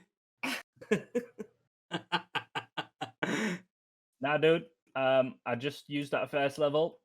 That's it. I got a third level for a revivify in case I need it. Better to have it and not need it than need it and not have it. I understand that. Surprise headbutt. Surprise headbutt right now. No, you can't use. You have to use an action for an unarmed strike, I'm afraid. That's all right. Well, the thing is, next turn, if it doesn't move away from the wall of fire, it will take damage again. Horse, do something! Sneeze at it! Horse can't attack. I know. The wall of fire, you'll get an attack of opportunity. So you'll have to wait and see what it does. Absolutely. Speaking of what it does, I don't have a no. I can't do a shield of faith. I can't do a sanctuary. Saving our pennies. End of your turn. Let me just have a quick look. I wouldn't be better placed somewhere else. I don't think I would be in that case. Does Dinosaur have advantage against the one that I have advantage against? This one, yes. Yes. Okay, I'm going to stay here in this nice safe wall of fire because I literally can't go anywhere without taking damage. All right, cool. Right, it moves on to the Steel Predator's turns. The first one, Dyson one. I'll quickly roll a perception check here. No. This one is going to be enveloped in a soft pinkish purple light, as it can cast it 3 times a day. For the second time today, cast Dimension Door. Let me see if I got range for this. I know. I see the hand. Just I'm waiting for you. You're 35 feet away from it. Yes, sir, and I need 60 feet. All right, cool. Counterspell. Yeet. We'll go at 5th level. All right, cool. It doesn't. This one doesn't Dimension Door. Fuck you, bitch. The second one down here, however, does. Fuck. As it bops down to there, Dimension Door, not taking any kind of damage from the wall of fire. This one here, however, is going to. Who will it try to munch? Eeny, meeny, miny, you. Eeny, meeny, miny, munch. It's going to attack Temple. 3 times. It doesn't have advantage anymore, but still 3 times. Hwah! That's a natural 18, so that's a 30 to hit, so it will. That's a 16 plus 12, that's 28, so that'll hit. That's a 12 plus 12 is 24. 24 is your AC, isn't it, Temple? Yes. Yes, so that hits as well. All 3 hit. Aye. The finest damages. 3, 6 plus 7. That's 13 points of 13 points of piercing damage. 13. And then you're going to take 5, 9, 17, 21, 35 points of slashing damage on top of that. Okay. At the end of its turn, Neftari, what level was Wall of Fire? It was just at 4th level, right? Yeah. Yeah, roll me 5d8, please.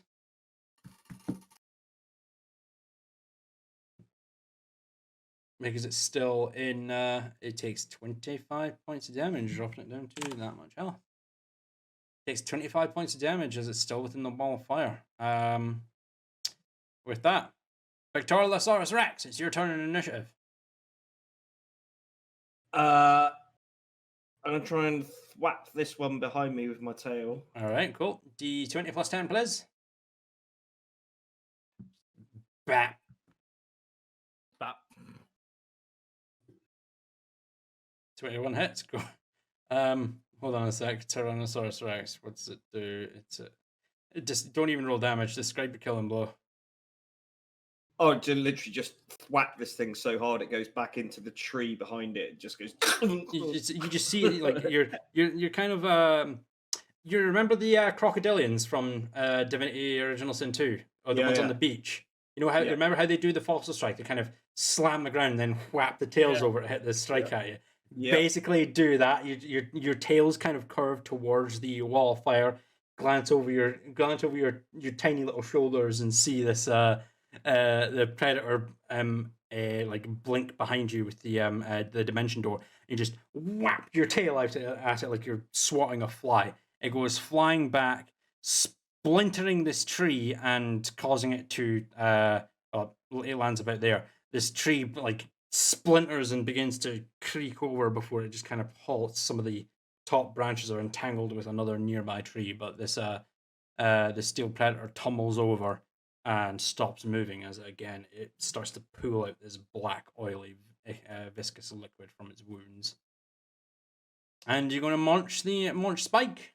I'm going to munch Spike. Cool. Sorry, I did really want you to have your this is an advantage because Spike is prone. Hopefully that will work. D20 plus 10 space ADV. Yeah, I got it. That's a natural 20. Go ahead and roll. Go ahead and roll me 8d12 plus 14. I'm beginning to think that I'm beginning to 8d12. think Yes. Victoriosaurus Rex is a viable option when we fight I King would just want to be a T-Rex all the time now. This is it. This is my new Just character. the final battle versus Kenjaw. It's not all as you imagined. It's two dinosaurs going at it. damage. What the actual fuck? Yeah, I need 8 damage. calculator. I need my calculator here because I minus 68. How often does a player nearly do that thing where they take like the total HP off? I mean, not often, but I we're mean, getting close. You do that like it's actually surprisingly you do that quite a lot. If you crit with a divine smite, you would do an equivalent of something like that essentially.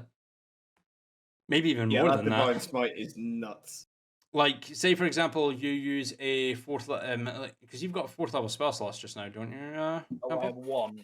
Yeah. So, just 1. say for example, you crit with an attack, and do a divine smite on top of that. That a 4th level divine smite. That's 6d8, 12d8, 14d8, plus 20.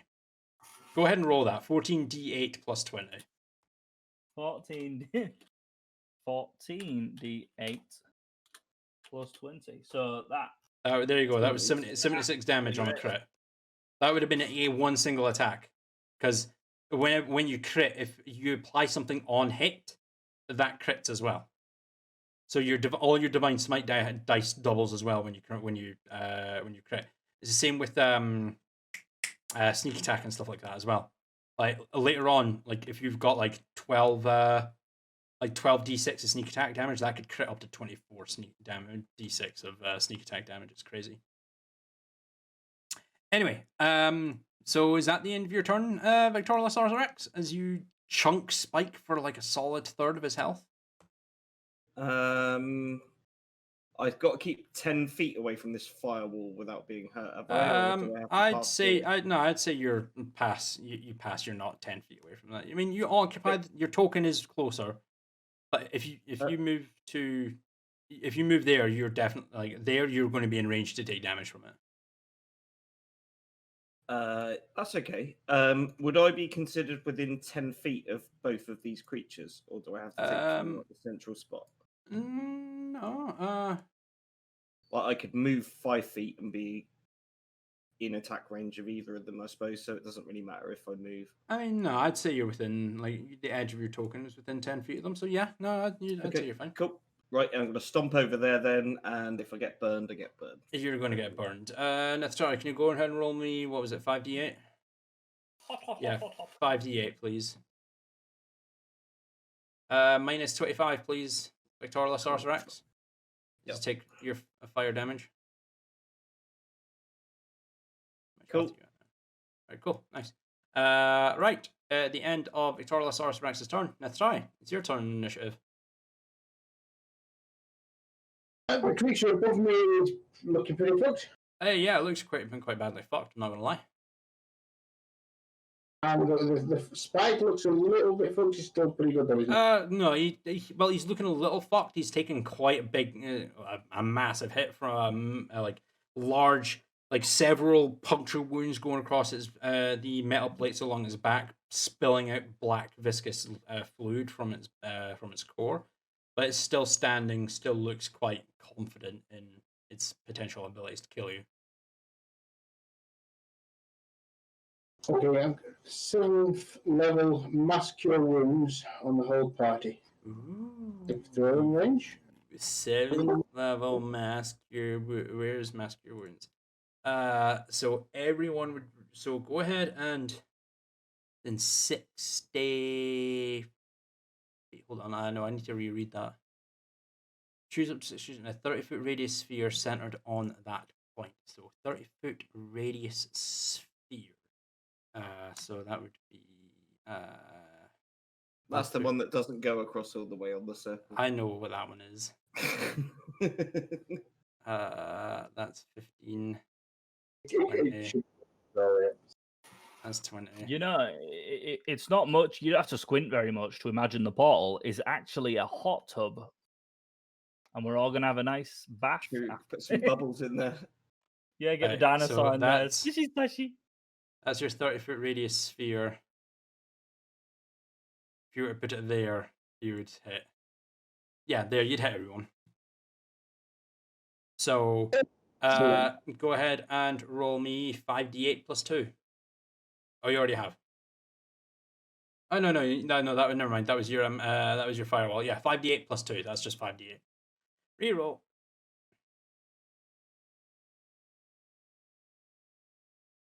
Okay, so Victorless, Temple, Nehtari, you guys all regenerate 33 HP. Yay! Carly, now you regenerate 66.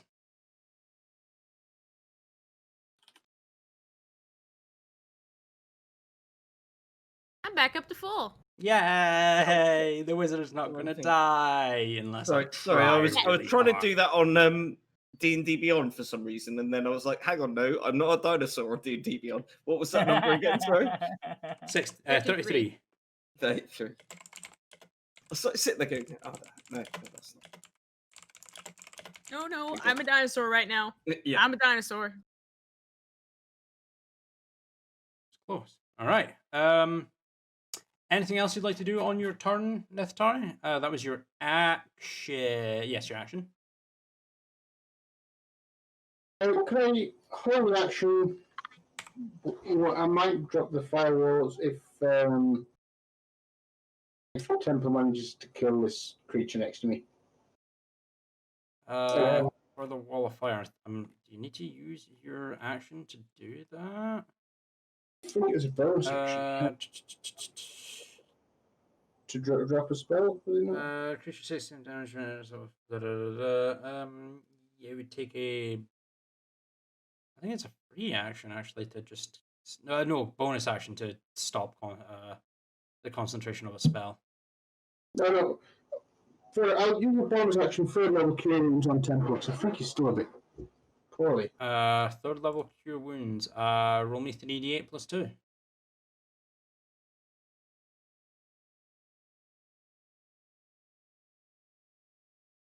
You gain 17 HP, Temple.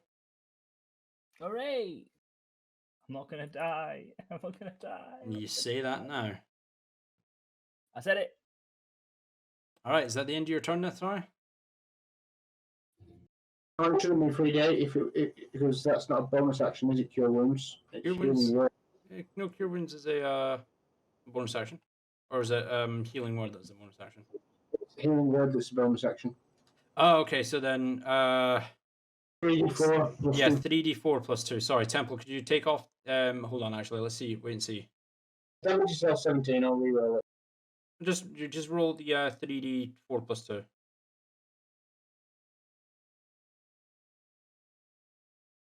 And so take 7 damage, please, Temple. Unfortunately. Ow! That healing hat. That was a very Sorry, good word. It's got its healing word, so you wouldn't have taken the same. Gone the same. It was like a backhanded compliment. Be healed, bitch. Yeah, take that. Take this healing. Ow. I mean, yeah, but ow. Right. Is that the end of your turn, Nehtari? Cool. Spike's turn. Spike's going to spend half his movement to get up. So he's no longer brought back. He is a good boy. And he's going to move. 5, 10, 15, 20 feet to there. Hot. It is very hot, and he's going to take damage when he ends his turn. But Temple, he's going to munch. No munch. Munch. Oh, that's a 19 plus that's a 31 to hit. Bad Spike. That is a 12 plus 12 is a 24, so that hits as well. Spike, stop. That's an 18. That's a total 30. So Spike. all of these are going to hit you as he munches you. No, Spike. 4, 10, 17 damage from the bite. We could have made beautiful music together. Joke my bard has later. That is 8. Plus 7 is 15. Plus 6 is 21. 8 is 29. 29, 36, 43 points of damage. ward has taken effect. Oh, you're So on I'm one. on to you're, 1 HP You're now. on Yeah. 1 HP. All right, good to know. The end of Spike's turn. Temple Netari, go ahead and roll me 5d8, please. Hot, hot, hot, hot, hot. Hot, hot, hot, hot, hot, hot, hot, hot, hot, hot. As Spike takes 21 points of the finest damages, dropping him down to that much health. With that, move on to Carolina. It's your turn on initiative. Okay. Because that seemed to work last time. We'll start it here at this point, and then have it roll out this way. Tidal wave. Okay. No, just third level again. Yeah, it doesn't increase. Yeah, cool. So DC 20 Dex save. He's got a +3. That's a 19. Yep, he saves. So takes half as much damage. So 48 damage, please. Sorry, they've got magic resistance, so they've got advantage on saving throws. Yeah, I gotcha.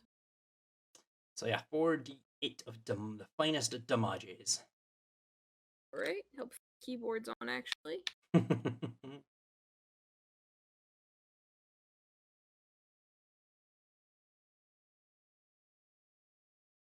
13, 13 so half 6. is 6 of the finest damages. Drops him down to that much health.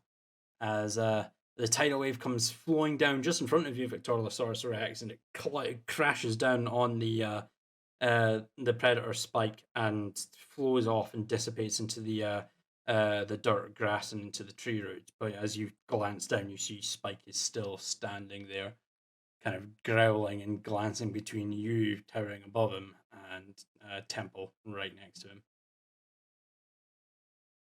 I'll encourage violence for Vic and go, and that'll in turn. All right, cool.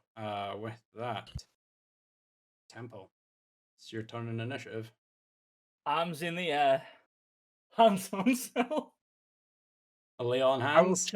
I will channel all of my inner Hammond for a Awesome. 75 HP. All right, 75 HP for your entire action. You're now at 76. 76 HP. One thing, if you're watching D&D Beyond developers, it's 70 HP. Make it so that I don't have to click this button 70 times. We're nearly there. 20. What? Okay. Why don't you just put a number in the box? There's no negative. Because I think it's tracking expenditure. Yeah, it's tracking expenditure. I always see. Only got a It's plus not and a just go- minus button. Yeah, it's individual points. It would be nice for D&D Beyond if you gave it Got you.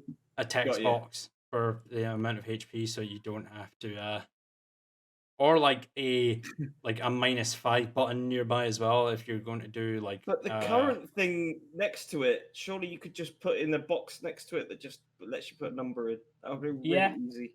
It would And be then much just easier for that. code-wise, So when you're now that at 71 number- HP, Temple, as you use your entire lay on hands pool on yourself.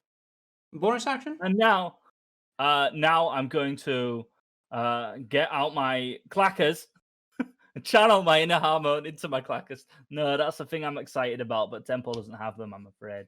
Cool. For the shitty JoJo's reference, you take 70 points of damage. No, I'm No. All right, but is that everything for yourself, Temple?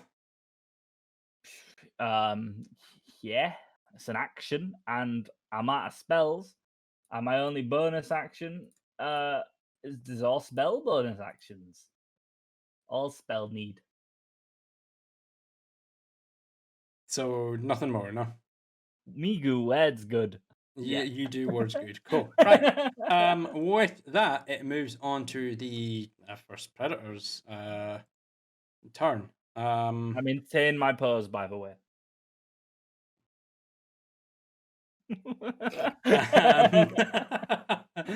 Let's see here.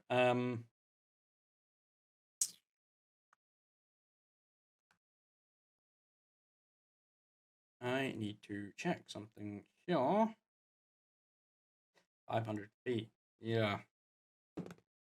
Counterspell. You've activated my trap card. Okay. Yep. It doesn't dimension door, and it's just. Oh, it doesn't, or do I still have to tick off for counterspell? You take off the counter spell. It doesn't dimension door. It was about to, but no, of You course thought you were not. going to dimension door, but you forgot about me, wizard. I'm gonna enjoy killing you one of these days. Roundabout. Shitty JoJo's references, honestly. Here's the thing, Anyway, though, they've grown on you. Like a fungus. no, they're not grown on me at all. I hate myself every single time I make one myself. Let's see.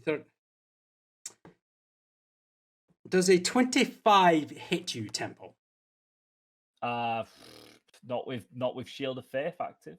But you don't have Shield of Faith active, so it does hit you. Cool. I did loads of time earlier. That's a natural 1 on the next attack. So But the horse got in the way, you see. So you've just murdered a defenseless animal. Don't say that, Animals because are I will evil. actually have it kill the horse. No. That's a 27 on the next attack. So you get munched for 14 points of damage. How much damage?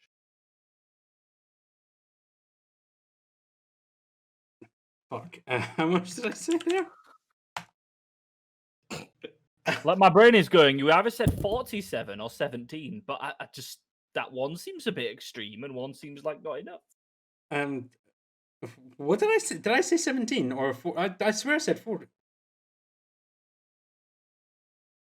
17 is probably the more apt. I'm going to go back and watch this and be like, that's not even what I said. What the fuck?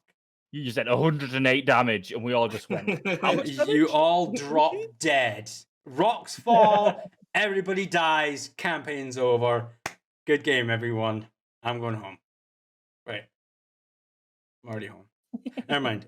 So we'll say 14 damage. Your horse takes a bit of damage because fuck you.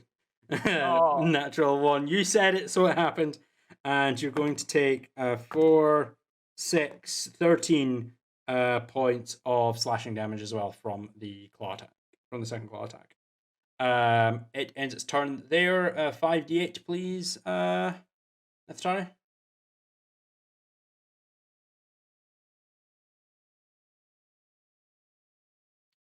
26. Ooh, it's on that much HP.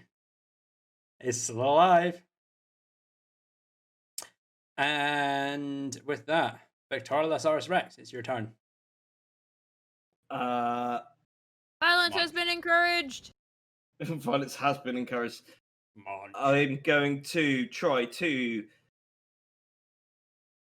spin my little self around with my tail attack against the boy next to the hot tub. Cool. D20 plus 10, please.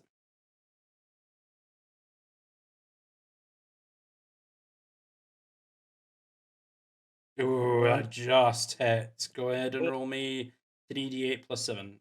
You know what? Are you just going to slam this into the ground and splat it like you did every other one so far?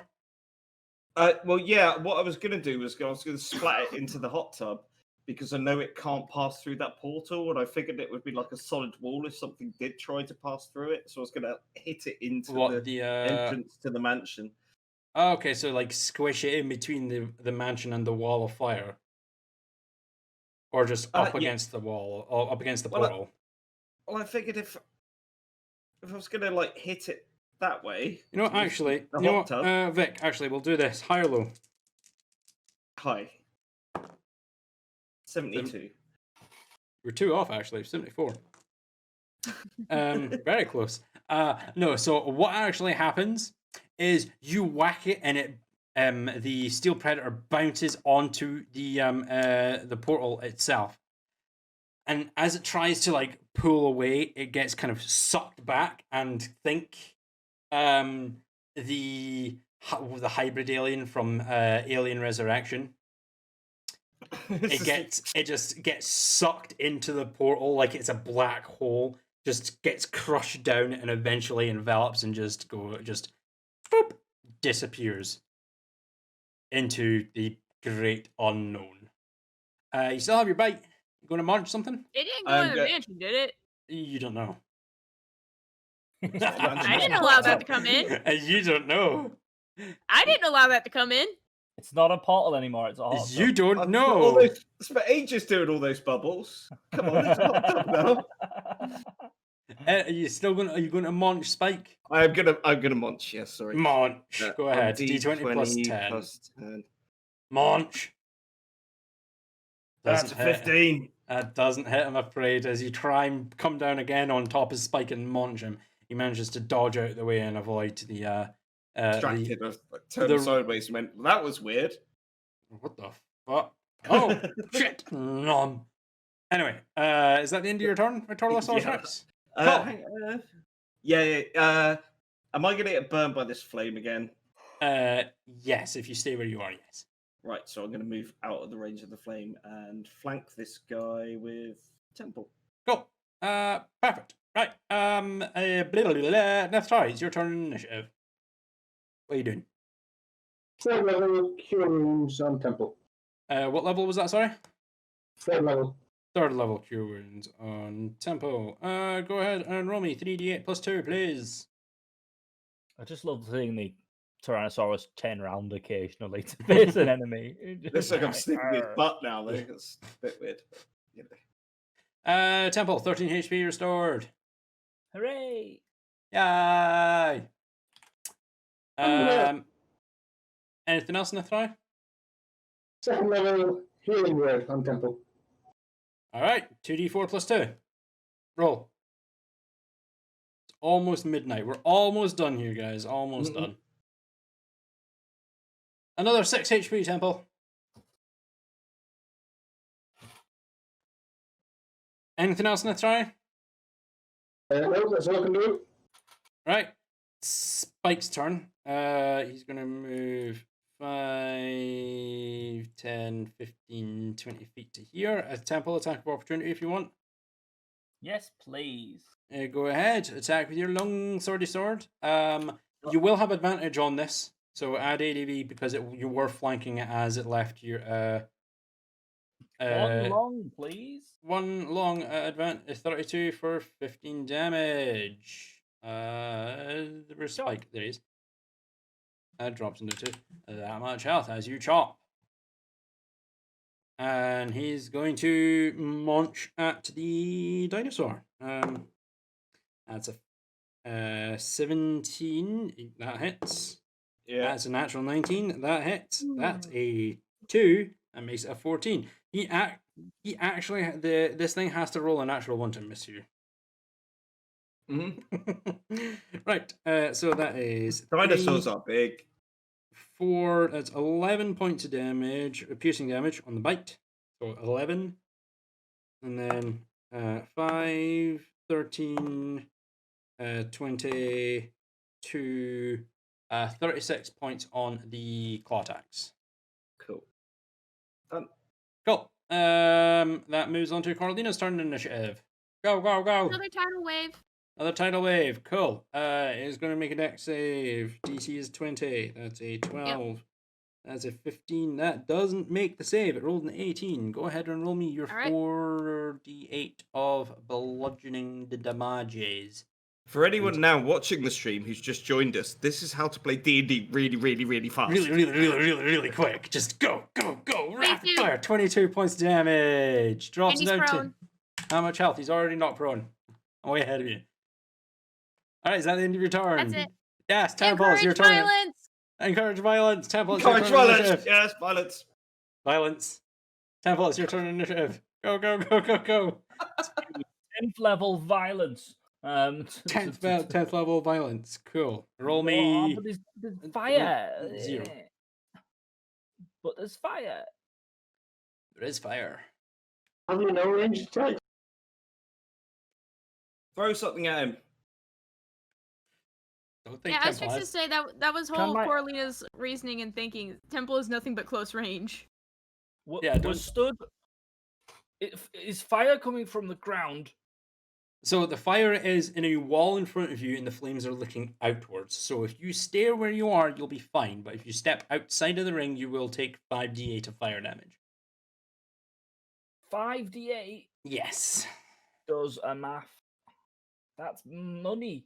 That's potentially 40 damage, if that means anything to you. But you've been healed quite a bit, so I'd assume you'd be kind of fine. How healthy does our old Bean Spike look?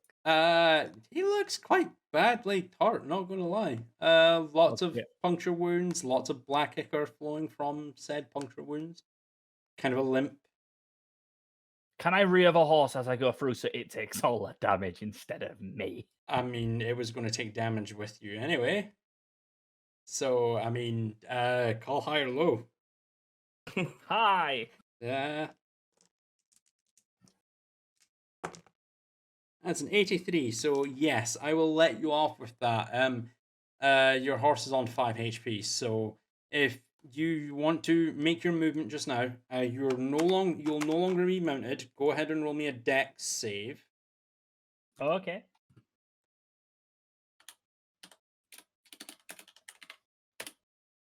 Is the +1 automatically added? And it'd be. It is. let's- Yeah, just no problem. Yeah, you make the save. So Ooh. as you gallop your warforged war horse through the fire and the flames, which is a really good song, I'm not gonna lie. It takes the damage and dissipates in a plume of celestial energy, and you manage to drop on your feet and continue moving. So you will avoid any kind of damage as you make your movement. I would have done the same. Are you attacking? Stabby. Stabby- Violence has been stabby, encouraged by stabby, multiple encouraged. parties. Advantage on attacks because it's prone. Go, go, go! Swing! Along, Go! Hit the Hit. target. Take to hit. 12 points of the finest damages drops it down to that much health. Do it again. along. 31 for 16 points of the finest damages drops it down to that much health. Would you like to divine smite it? Is it the only creature I can see? It's the We can only double the other one. it's the all the other ones are dead. There's a mansion. I will do it. Third level defense. Third level divine smite. Go ahead and roll me 5d8. Please be enough. No, it's on that much health. Spike. Fucking Spike. Nah, I'm gonna. Just drop dead. Damn it. And it does so. It falls over dead. Yeah. No, it doesn't. Is that the end of your No. turn, Temple? Was that not intimidating enough? Not really, unfortunately. It's on 5 HP. All right, no, anyone die because that was my revivify spell. Slot. Okay. Coral, is that the end of your turn this turn, Temple? Yes. Yep, Coralina, you're up. Vic. What? Well,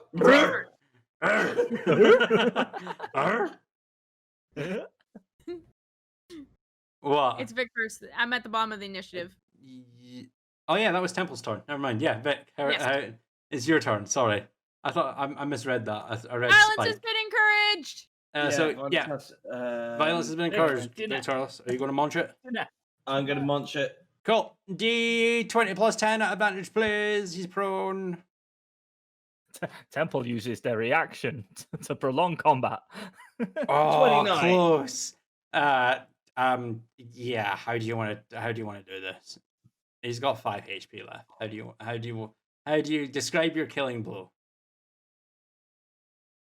When I reach down in front of Temple, clench my jaws around the neck of this thing, and raise it up until its face is in front of Temple's. Mm-hmm. So they can get a look at each other in the final moments, and then I'm gonna Spike! crunch my jaw and break its neck and take its head off. All right. So yeah, you clamp your large Tyrannosaurus Rex jaws around the body of Spike and lift it up a few feet to Temple's face and just munch. Its head just drops down and tumbles to your feet, Temple. And you hear a very sick, grinding metal crunching sound as you look up at Victoriosaurus Rex. Gulp. As you And then with my tiny little arms, can I do a little bow and arrow action with my tiny little arms?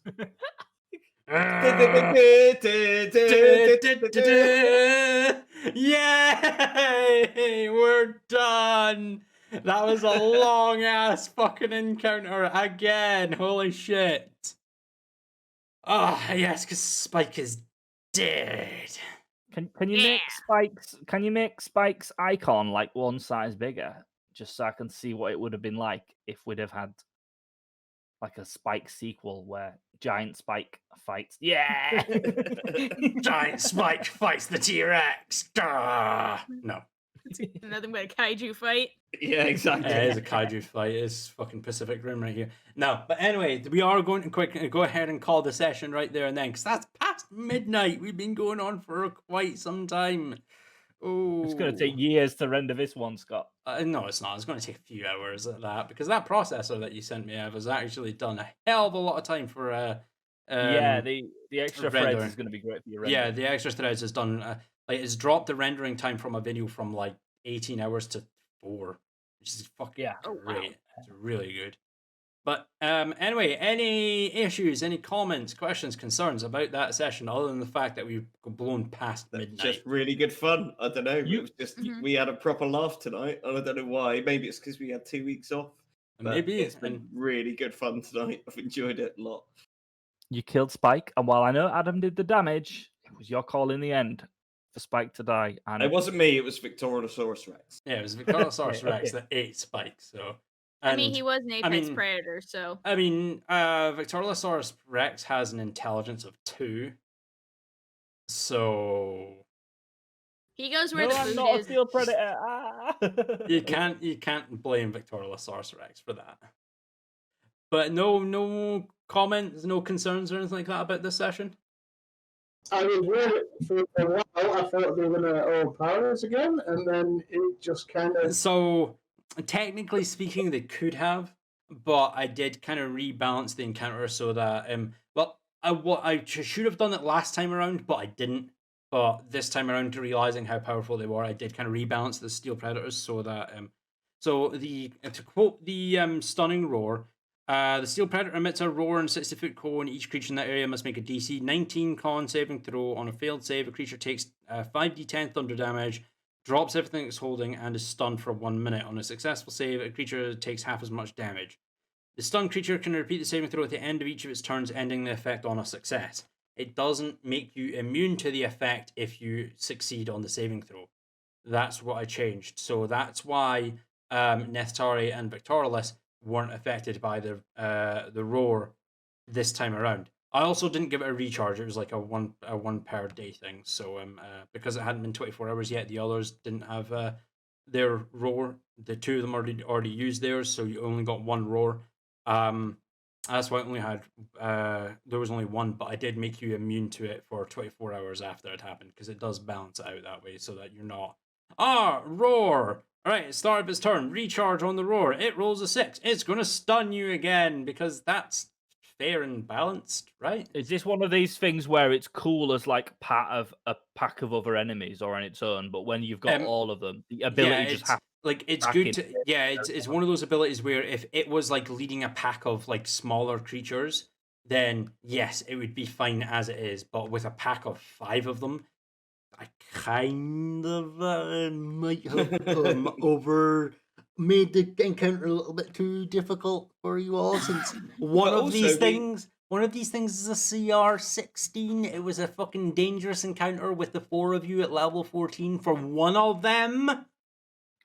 Well, I will say, you made us all really test you, really test ourselves, because we were really hammering our character sheets. We were like, right, every possible advantage. And I'm Yeah. looking at spells I've not paid attention to that could have given people advantage on attacks since the start of this game that I didn't know about. That's the Didn't thing. see. Like, you need to keep an eye on your spell list, what you can prepare, what you have prepared, all that sort of jazz. Because if you don't, then well, you're going to miss out.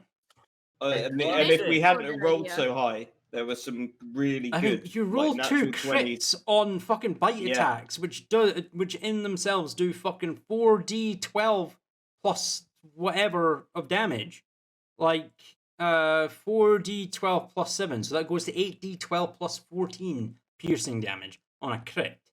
Like, But if we hadn't hit Yeah. those key like criticals, it would have been a lot longer. yeah, like, the harder slog. the combat would still be going.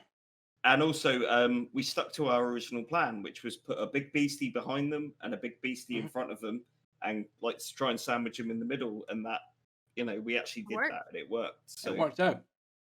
Except the wizard got flattened on the very first round of combat, which kind of. Yeah, that was a stun, but it got that out of the way, and because Temple saved and Coralina because you failed, but you then made the save afterwards. Well, the restoration. No, I didn't. Well, yeah, the It's already came in restoration. clutch with the restoration. Yeah, the restoration made the save for you. You're then immune to it, so there's no point in it roaring at you again. Yeah, it would have done like the 5d10 thunder damage, but there's no point in that. Anyway, with that, we are going to call an end to the session. Before we go, however, Jack, who is a good friend of mine from another Discord server here, server, he and I play SCP Secret Lab. We play Dauntless. We're potentially going to play Smite and stuff on another server. Thank you for the follow, Jack. Really appreciate that. We are going to end for tonight. That is 12:15. So yeah, we're probably going to have to all go to bed here at some point soon. Anyway, with that, thank you everyone for tuning in and watching. We hope you have enjoyed your time watching us. We hope you have enjoyed your weekend and have a good week going forward.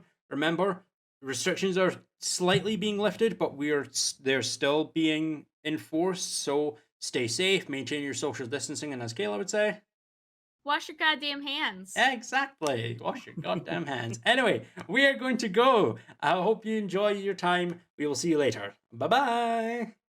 Bye. No, that's the wrong one.